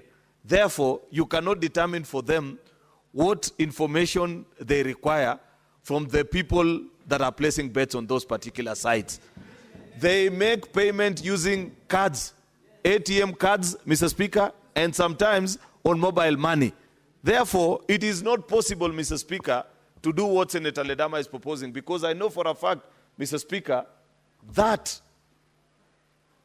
these online platforms that are taking away most actually of the gaming revenue, Mr. Speaker, away from this country. And that is another discussion we need to have all together. Because second thing, Mr. Speaker, in the administration of the gambling space, Kenya and Tanzania took two different paths. Kenya decided to treat it as a social ill that needs to be regulated. And therefore, they imposed a sin tax on it in the form of an excise duty, meaning that every time you place a bet, Mr. Speaker, there is tax deductible, just trying to dissuade people from participating in it. And that is what has led to a lot of traffic going offline, away from the dominated, away from the regulated online betting spaces in Kenya, Mr. Speaker. Tanzania, on the other hand, chose to be facilitative and appreciated and said, while this is a social ill, they treated it like just any other social ill. They say something must kill a man. For you it is gambling, for another person it is drinking. And therefore they say they treat all of them equally. And as we speak today, the level of business that operated in Kenya has gone down, while in that particular part of the country, it has down the line. Tanzania will regret that particular decision. And therefore, on that one, I agree that as a country, we must find ways of inhibiting the gambling habits of the people that participate in that particular space, Mr. Speaker. But I was just bringing to the attention of the House the evolving space within which this industry operates. That as we try to tax them here, to dissuade them from participating in these games, and ways of regulating this sector, so that what other countries have done, Mr. Speaker, is that they have tried to ensure that there is benefit, and any challenges that occur from subsequent months and years of betting to a particular individual are actually sorted by the betting house. You'll find that many of them, for example, and before Senator Ledama rose to inform me, I was giving the example of a piece of legislation that was shared to me by one of the interns at the UK embassy about a year or two ago, by the time we were beginning this debate. They say that they have actually forced all gambling entities, so long as you provide gambling activities in the country, be it online or in the form of a casino, Mr. Speaker, to keep a record of the customers. And they share. And there is a trend they are able to trace. If they find that you are getting to levels close to addiction and you're becoming dependent on it while it's just supposed to be a sport, Mr. Speaker, they actually call you and they offer counseling services to you, mandatory by law. That's the kind of work that we need to demand from the firms that operate gambling activities in this country. That they must look after their customers. That if they notice that you are actually addicted, Mr. Speaker, they provide support services to you as a customer. That needs to be provided by this authority. That's why I want to persuade my colleagues that turning our backs on our countrymen and women that are struggling with this menace, Mr. Speaker, is not an act of leadership. It will be an act of cowardice on our part. While we may not agree with their choices, Mr. Speaker, we pass law in this House for the people that we agree with and those that we don't agree with, Mr. Speaker. I say that I don't know even how to gamble. I have never gambled in my life, Mr. Speaker. But I am fully aware that so many of the young people that vote for me to come to this House, Mr. Speaker, battle with gambling addictions, for example. I must provide a regulatory framework for them to have an entity that will look straight into the eye of these betting firms and tell them that look after your customers. Ensure that you provide support services to them if they get to addiction levels, Mr. Speaker. The CSR support that Senator Cherargei was talking about, Mr. Speaker, it must be provided so that you counterbalance between the force of good and evil in the society. So that at the end of the day, if there are challenges that they have brought about in the society, how have they counterbalanced it? By providing, for example, everybody knows that the biggest contributors in this day and age in the sporting world are actually these betting firms. Across the globe, Mr. Speaker, they sponsor the biggest of sporting franchises out there, Mr. Speaker. They develop gymnasiums, stadia, Mr. Speaker, because of the realization that people's choices, Mr. Speaker, vary from one to the other. Therefore, I want to urge my colleagues that while looking at this particular topic, Mr. Speaker, that this is not a simple decision that you can just make. And what we need to is first, you need to have an authority.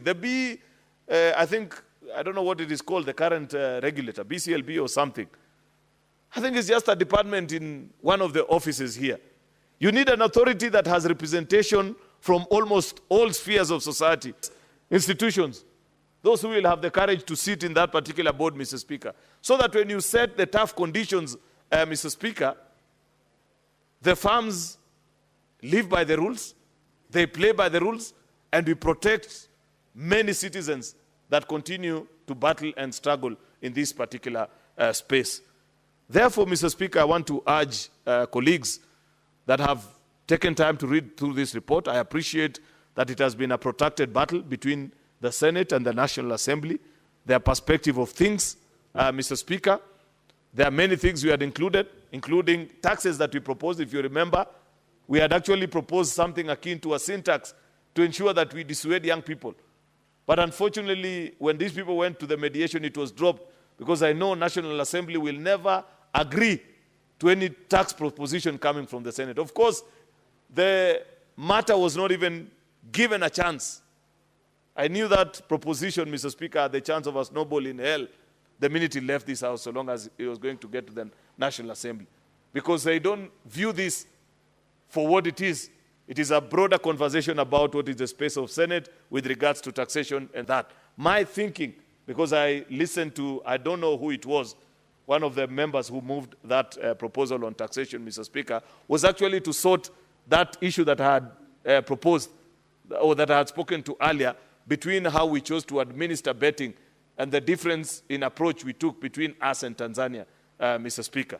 Unfortunately, since that was lost in the mediation, I concede, Mr. Speaker, because we must be able to achieve the greater good, then we'll tie in the small ends eventually when we have the opportunity. So I want to request that we conclude on this business today, Mr. Speaker, if possible, so that when we get the opportunity to have a regulatory authority, then we shall invite them to this house and now ask the hard questions, Mr. Speaker. Maybe, I don't know, maybe, just maybe, that there are technological solutions that are available to these companies that are running betting, Mr. Speaker, online, and don't have presence in Kenya, they don't pay taxes in this country, Mr. Speaker. I know that there is a lot of ways in which we can find them. I know, for example, Senator Ledama, because earlier on you had asked me what might be the solution, is that you can force their bookmakers, because all these online betting firms rely on bookmakers that are actually regulated in countries that have even stronger regulations in this space than the Republic of Kenya, Mr. Speaker, to give us the odds so that you're able to establish how many transactions they made out of this country and what it is that they paid. Because now in this law, thanks to the mediated version of the report, even if we have no ways of finding and establishing, we shall continue to demand of them until such a time that we catch up with you. You may be domiciled out of a country that a tax haven somewhere that Kenya has no relationship with, but somehow, somewhere, the long arm of the law, when it eventually catches up with you, then you will pay into the Republic of Kenya.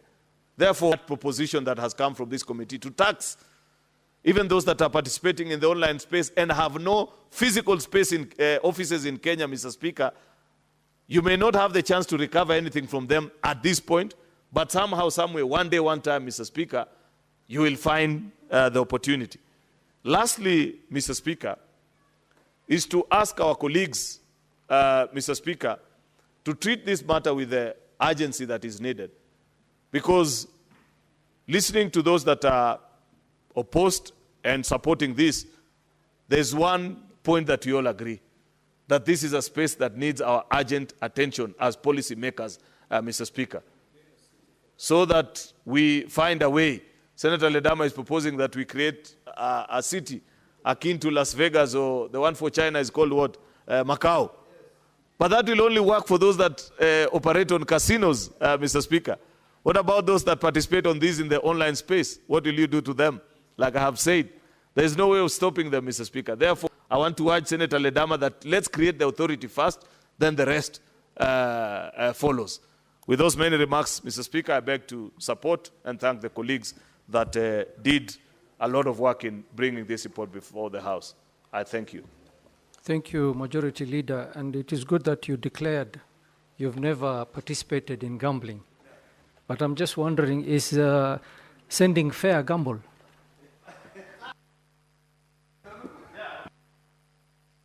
Mr. Speaker, because you have asked me a question, yeah, sending fare is a gamble, especially for a young man like Eddie, Mr. Speaker. Because chances are she may come or not come. That is a gamble. It has odds, Mr. Speaker. Senator Eddie Okech.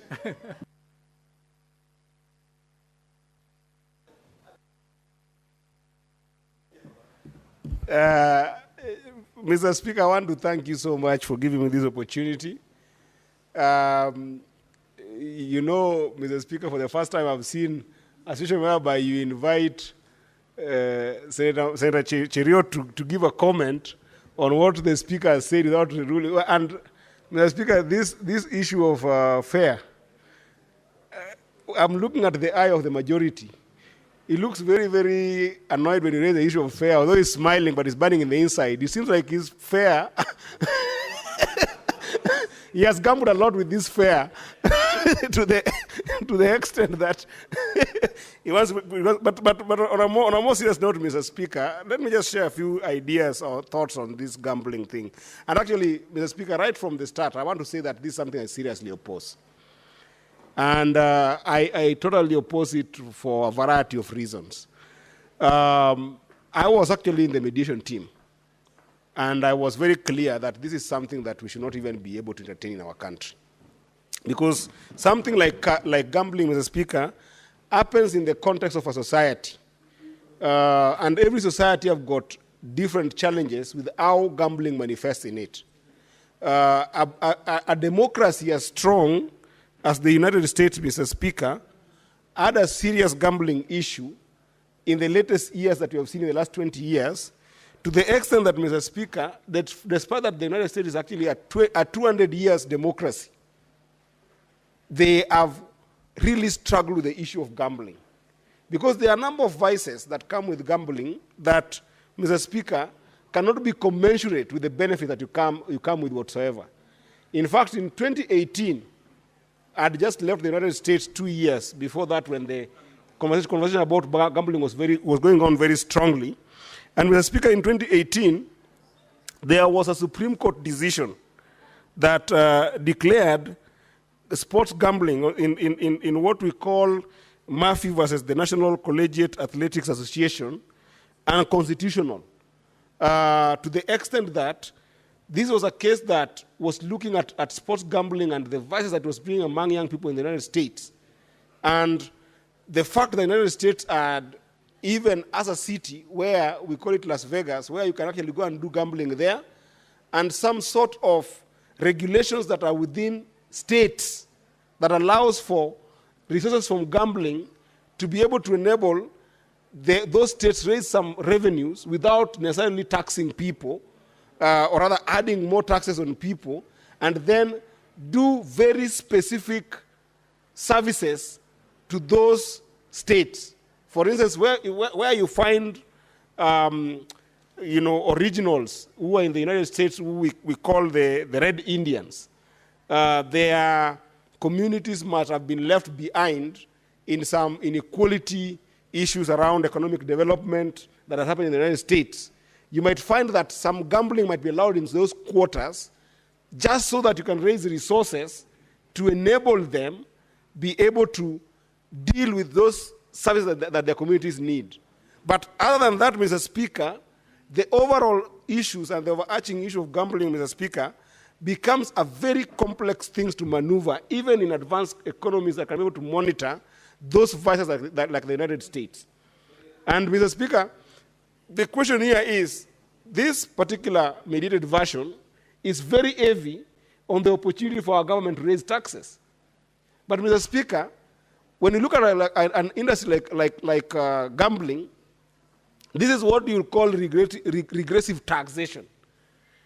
Regressive taxation, Mr. Speaker, is where the amount of money you'll be able to collect practically from an activity such as gambling will continue dwindling, going down, but because you have given it an element of law to exist, the amount that are being earned from that particular vice by people who have invested in it will continue to be abnormal in terms of their exponential growth.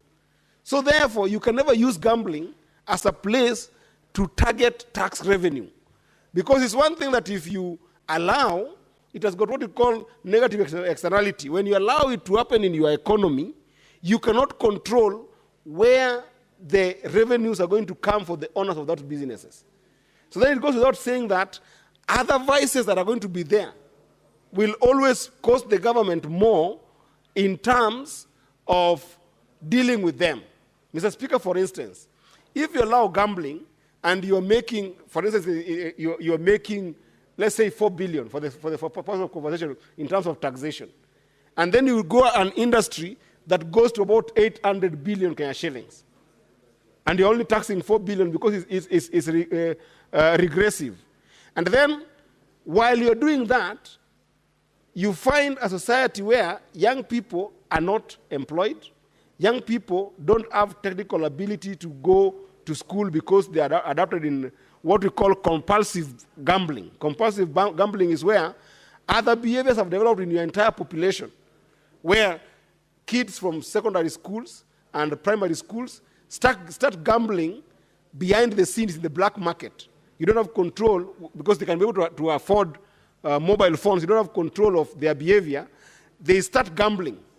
And then this is starting to impact their education, starting to impact their concentration in school, starting to impact their behavior in terms of even starting to steal from their parents to go and gamble. What about a society where the poorest people, who are not even in the middle class, are not going to start focusing on their work, but instead spending more time gambling? You see, this will have a ripple effect in the society when you look at their total productivity factor. Mr. Speaker, you yourself in your office employ a number of young people who have just come from college. If they get captured in gambling, and then after they've been captured in gambling, they don't pay attention to the work you've given them to do, what is the impact in their productivity to what they're supposed to do for you as a Speaker of the Senate? What will end up happening is that you will have this big impact, and that's what we call it compulsive gambling, in the sense that the negative effect in the society is so big that even if you are to collect a lot of taxes from it nominally, not in absolute terms, because in absolute terms, the money that's going to gambling is always going to be humongous.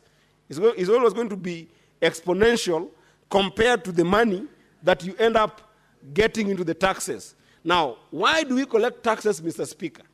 We collect taxes so that you can be able to, as a government, provide services to our people. Now you're in a situation whereby, Mr. Speaker, you are competing between the money to give roads, the money to provide water, the money to provide affordable housing, the money to provide SHA, and then you now have this population of young people who have developed other vices, including mental disorder in the society, Mr. Speaker, that now as a government you must spend on. That's why we call it both a regressive tax. You're going to collect a relatively small amount of money compared to what is in that industry. And then secondly, you're going to have compulsive problems where you have, as a government, to spend in those problems. You will have to spend on the population that is not productive. You'll have to spend in the population that is having mental disorder. You'll have to spend in the population that is facing problems of selling their assets and becoming poorer. So you're getting tax that is regressive. It will never help you. Gambling cannot be a place where a government wants to go and face and start looking for taxation as a revenue. It doesn't work like that. In fact, if we had got stronger counties, Mr. Speaker, then this gambling thing could have been left for county legislations, where counties see it possible that we are going to have this particular form of gambling or level of gambling to provide a certain service for on-source revenue, not even as a substantive tax, but for on-source revenue, like what is happening in the US, where states, especially those who have got red Indians who are struggling, are allowed to collect some form of revenue from very limited and very restricted gambling activities, and in very restricted areas like Las Vegas, then you help the society, Mr. Speaker. Why are we as legislators seeing this bill passing right in front of us and we let it go, when this is something that will have a ripple effect, Mr. Speaker, you will see the level of growth of gambling companies when you pass this bill. Everybody, including politicians here, Mr. Speaker, which is one of the biggest problems that the United States is facing, China is facing, bigger countries are facing, of political crime, where politicians are going to enhance corruption. It's going to work the same way we are seeing sometimes some mushrooming petrol stations, where even in neighborhoods where they've got residential tickets, people opening up petrol stations as a way of sometimes hiding some funds. That's an easier problem, Mr. Speaker. A bigger problem is being able to allow for this bill to pass and make it even easier for people to have gambling licenses, Mr. Speaker. Because there is no way to monitor a gambling activity apart from just the revenue metrics, which is what we are putting here, to be able to look at what revenue has come in and what can we be able to get from that revenue. Mr. Speaker, this will be a conduit, a place for the political class to even hide money, a place for money launderers to hide money, a place for criminals to hide money. Surely, the Senate of the Republic of Kenya, Mr. Speaker, that has been seen for the last 3 years when the country has faced tempestuous moments, when the country has faced a lot of challenges, we have seen as the house that brings back sobriety in this country. When Senator Cherargei gets up to speak on matters of national importance, matters that concern the nation, Mr. Speaker, the country listens. The country trusts the Senate. The country trusts the Senate above the National Assembly. The country trusts the Senate above even the executive, above the county assemblies, above the Council of Governors, when it comes to issues of national significance, Mr. Speaker. I know for a fact of women who have faced a lot of problems, Mr. Speaker. Senator Mogeni, what is your point of order?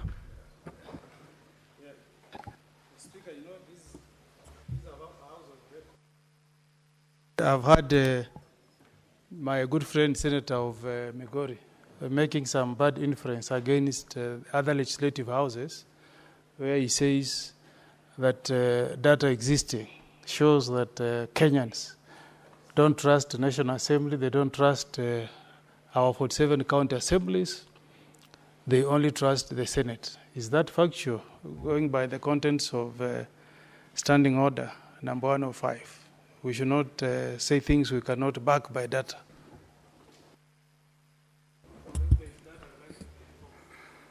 Senator Eddie, what did you imply by that statement?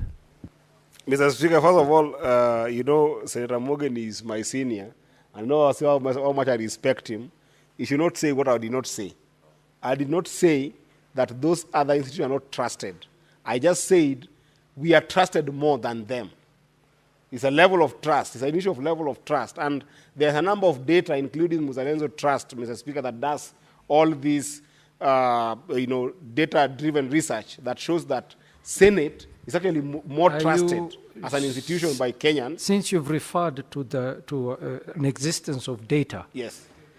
According to Senator Mogeni's point of order, yes. Are you able to substantiate by tabling those data so that Mr. Speaker, if you give me time, I'll bring you the Muzalendo data and show you just how much Senate is trusted across board in the country in terms of making sober decisions.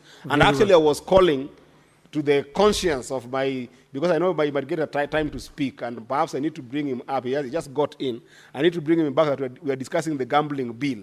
And I wanted to tell him that as my senior, I was trying to appeal to his consciousness that this bill Very well, Senator Eddie, you will substantiate by the next sitting. Sure, I will do that.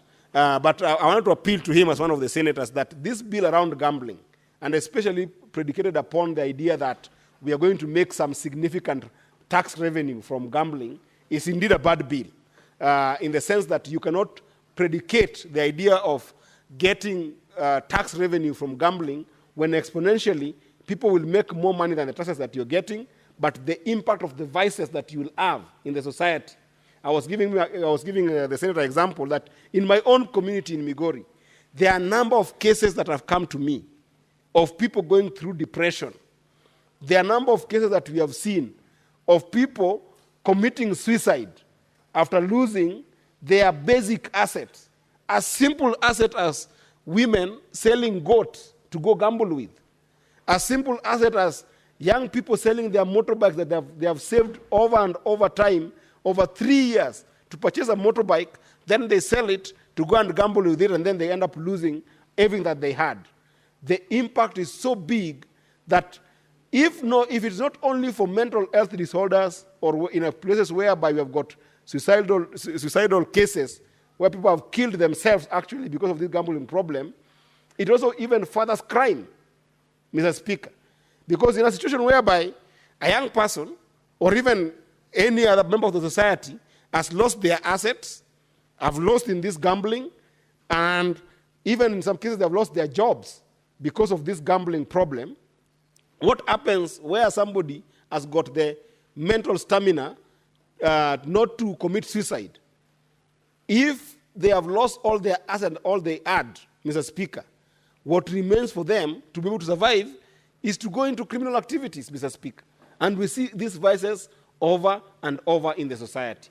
So, Mr. Speaker, I know there's temptation to try and regularize this bill to make it look like we're going to have a framework that will make sure that we encapsulate the entire gambling industry into a tax bracket. But I think that this is one of those areas that will dissuade us not to be excited about as a country, as a place to be able to get taxation. Because that taxation is regressive in the one hand, but most importantly, even if you're to collect as much money from it, you can never be able to use the same taxation to deal with the vices, the impact of the vices you have in the society. Where you are competing to be able to build roads, you will now be competing to build roads and to deal with the issue of mental disorder in the society.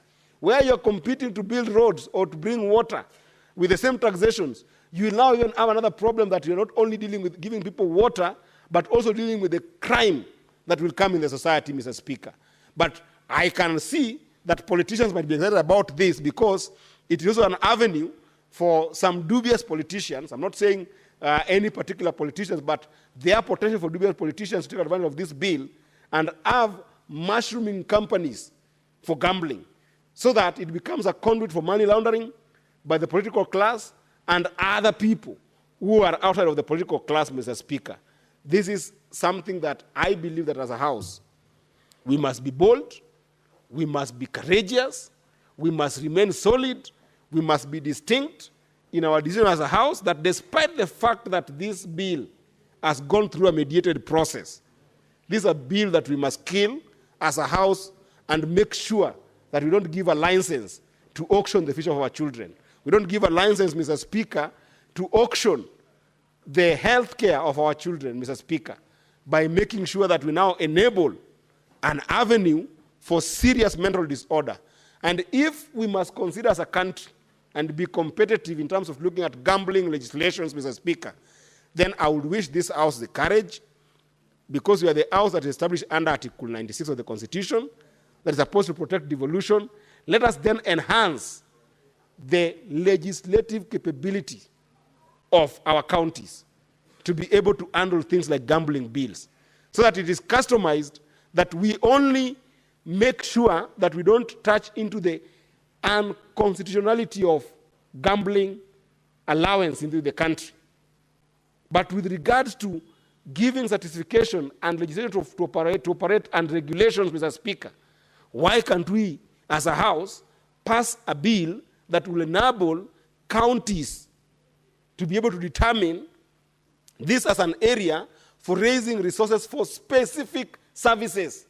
Not all services, Mr. Speaker. Not even as a place for on-source revenue that goes into the baskets of taxation in the counties. Because that would also be tantamount to double taxation, Mr. Speaker. I would wish that we just come up with a legislation that allows counties to be able to look for those specific gambling activities in those counties and specific areas of gambling in those counties and specific taxation that is county level oriented, and it goes to specific services, after which you don't take it to the entire CRF of the county to deal with the entire on-source revenue issue.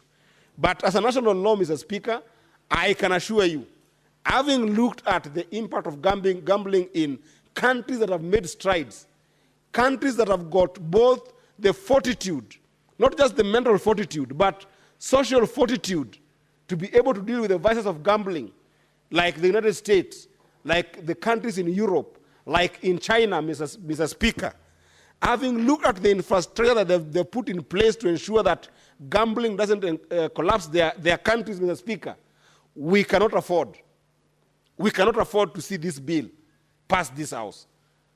And Mr. Speaker, I will work very hard, and I know there are some senators here who are very, very, very solid in terms of championing for, being able to whip people around.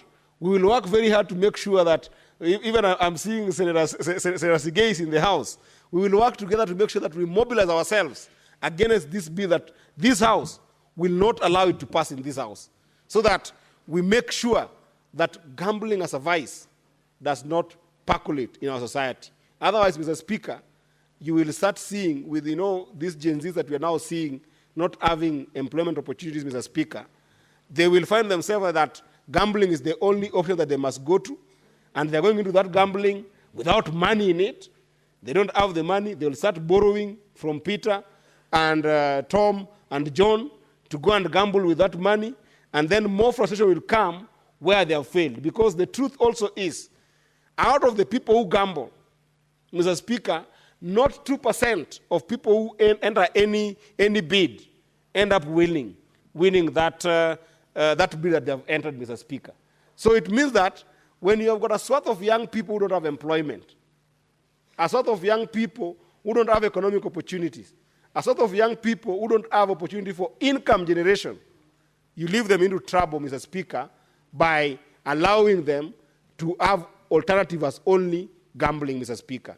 I strongly oppose this bill, and I hope that my fellow colleagues will join me in making sure that it doesn't pass this House. I thank you, Mr. Speaker. Thank you, Senator Eddy. Senator Crystal Asige, and I do apologize for the fault on your consul. We were not able to see your name. Thank you very much, Speaker.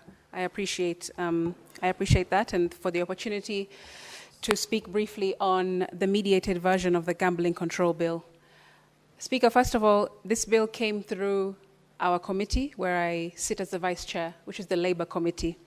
And when we were considering this bill before it even went to mediation, Speaker, I, as a member of that committee, opposed a lot of the provisions that are in this bill. And also because the spirit of gambling, for me, Speaker, is not really a legislative endeavor. It, I feel, needs to be thought about more in a philosophical way. Speaker, across the world, you will see that, even this title, I find it to be a bit of a juxtaposed kind of a title, because it says gambling control. I don't believe that you can control gambling. And the world over, Speaker, you will see that there are countries who have either allowed gambling to happen or have completely refused for it to happen in their economies. But those who have tried a middle ground, like we are trying right now, have not been able to control gambling, as it implies in this title of the bill. Speaker, I think that we need to remember that prevention is better than cure. And a lot of the time, I have seen in this House, as well as our twin House in the National Assembly, look at problems in our society as something that can be legislated in black and white. But unfortunately, there are a lot of gray areas when it comes to gambling. I like what the previous speaker has said, which is that gambling follows vices. And I believe, Speaker, that that is the case for us here in Kenya. Because if you look at any reports or any pieces of data or research, which I have because I have interacted with this bill before in our committee, you will see that gambling follows quite specific vices in this country. Gambling is always targeted to vices such as abuse of alcohol and drugs. Gambling will target those who have vices around addiction of some kind. Of course, sports, Speaker. It also follows vices such as pornography, which nobody has spoken about here, or I haven't heard anyone speaking about the same. This is what gambling companies will always target, especially those who are online. They will target people who are into entertainment or sports. They will target those who are into drugs and alcohol. They will target those with any kind of addiction. Mental health as well has been spoken about here. And they will target those who watch and enjoy porn. Mr. Speaker, there are reports as well that we saw when we were looking into this bill in our Labour Committee, which show that in Kenya, some of the highest usage of the internet lie in those very topics I have just mentioned. It's the top 10. In the top 10 are entertainment, are sports, shopping, but in the top 3 is pornography. And Mr. Speaker, if we don't address these issues, the vices themselves, then we will never be able to control gambling. That is my fear, Speaker. And recently, in the last few months in this House, as I said, we keep legislating things that are the symptoms and not the actual core root of an issue. Recently, Speaker, we were trying to legislate around fundraising in churches and the like.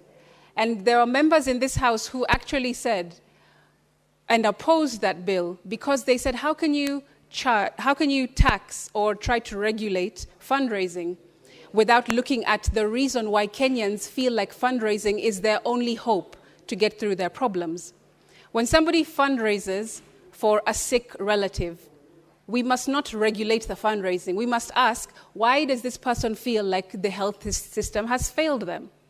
When somebody is trying to fundraise, for example, for education or taking someone to university, you must not regulate that, but you must ask, why is this person feeling that the education system has failed them, and that's why they have to look into their family and friends and community to raise funds for education.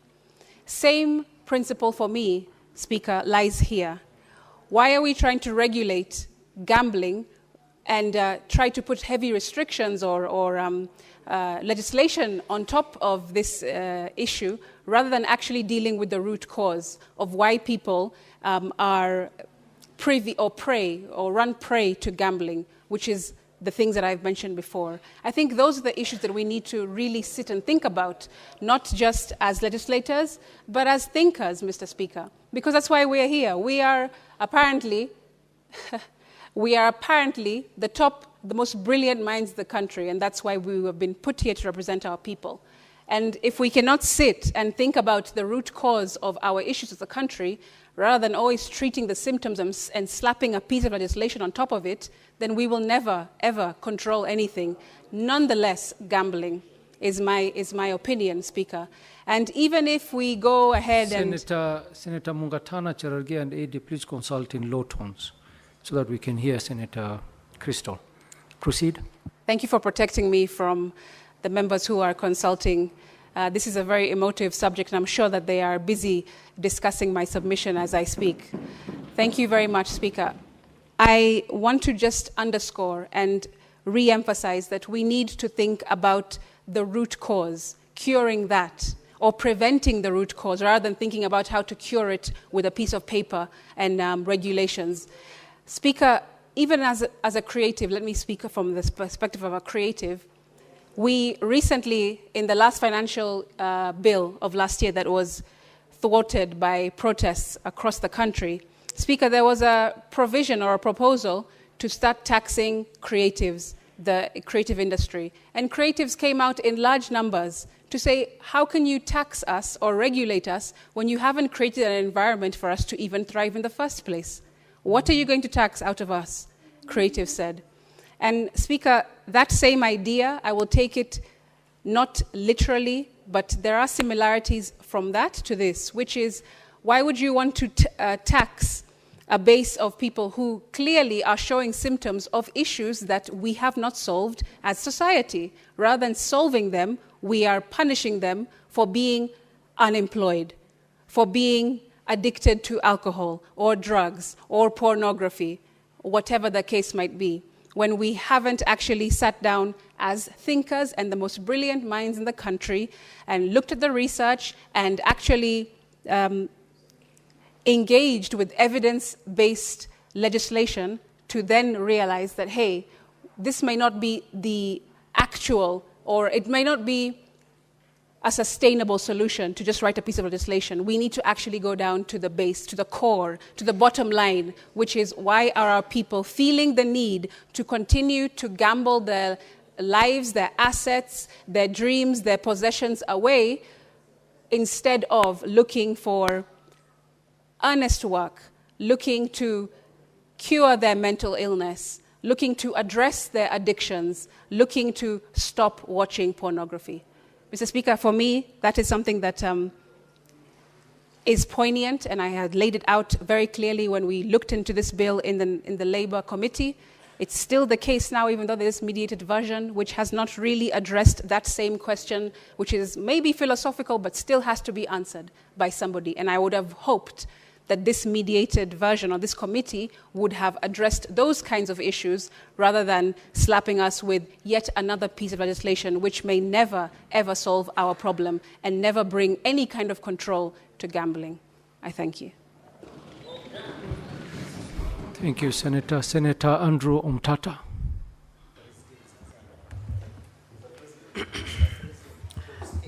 I'll be very brief and presidential.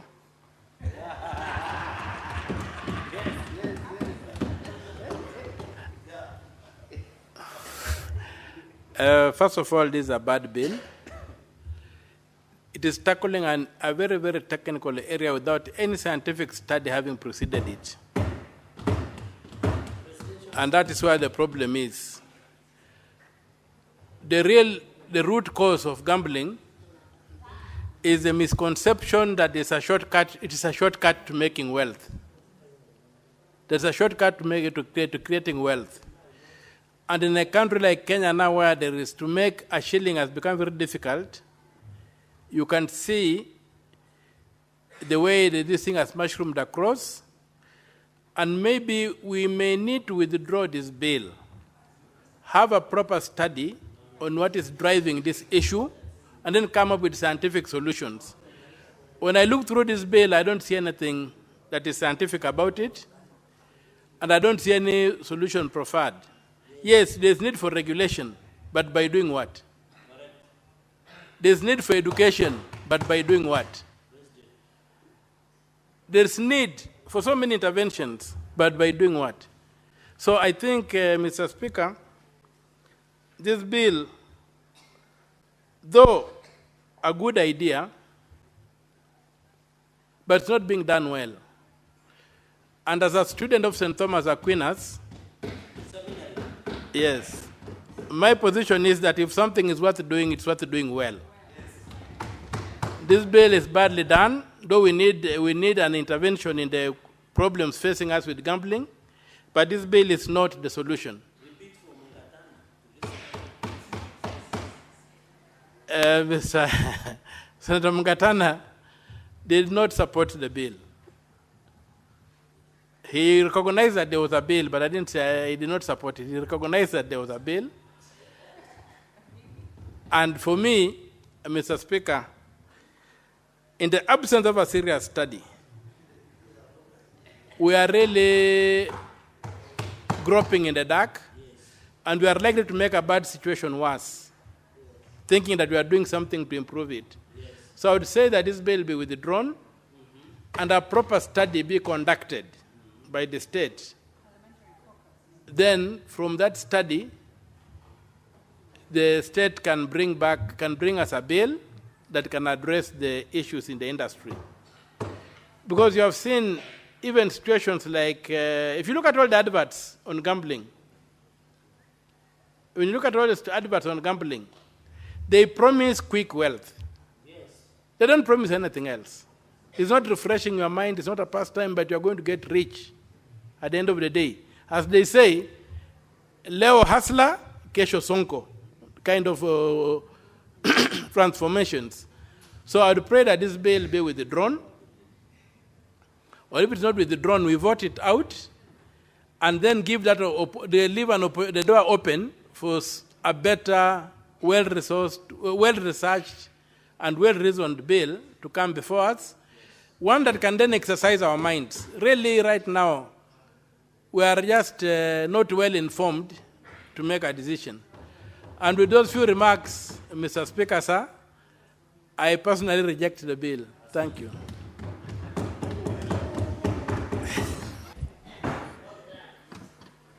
Honorable Senators, there being no other senators wishing to contribute, I call the mover to reply.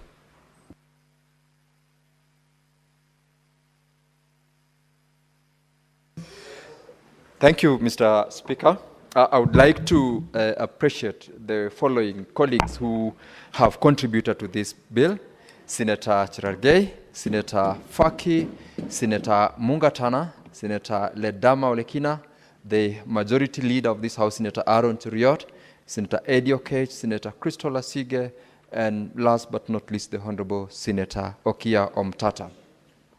Mr. Speaker, on behalf of the mover of this motion, the Honorable Senator Chesang, I would like to echo largely what part of the sentiments by the colleagues who've talked into this bill, to the extent that we are living in a global society, Mr. Speaker, and we will not bury our heads in the sand to say that gambling and betting-related activities do not happen. It might be a tall order to say we will largely manage to regulate the process, but, Mr. Speaker, we must start from somewhere. And where we are is the beginning of that decision to try to regulate and to try to make it at least be something that we can speak about and regulate by making sure that this law passes. This law, Mr. Speaker, is not only about gambling. It's got so many other aspects in it. We are aware that we've got the National Lottery Act of 2023, that this law speaks to it. We've got so many other regulations. And what the amended version of this, or rather mediated version of this law, Mr. Speaker, is trying to achieve is to enhance. Mr. Speaker, could you kindly protect me from... Allow Senator Sigei to make his submissions. Thank you, Mr. Speaker, for that protection. You're distracting him. What I wanted to say, Mr. Speaker, is that what we are desiring to do in this mediated version of the bill is to ensure that we strengthen the regulation, the penalties that are going to be meted upon those who, for instance, participate or be involved in activities gambling without the license.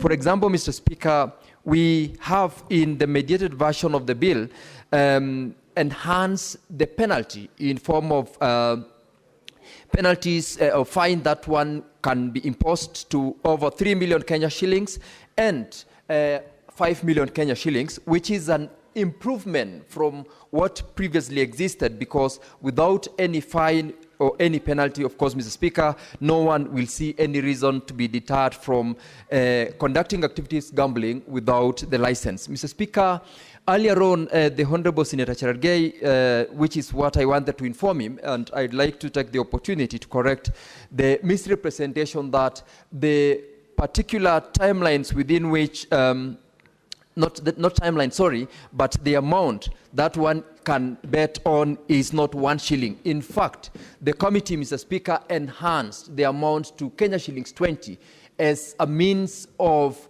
ensuring that whoever participates in gambling must be someone who would obviously be someone of age, because if you reduce it to Kenya shillings 1, every other person, including young children, can access that amount and can gamble with it. And Mr. Speaker, in terms of the timelines that the bill provides for advertisements by the media houses, the watershed moments is, Mr. Speaker, between 10 p.m. in the night and 5 a.m.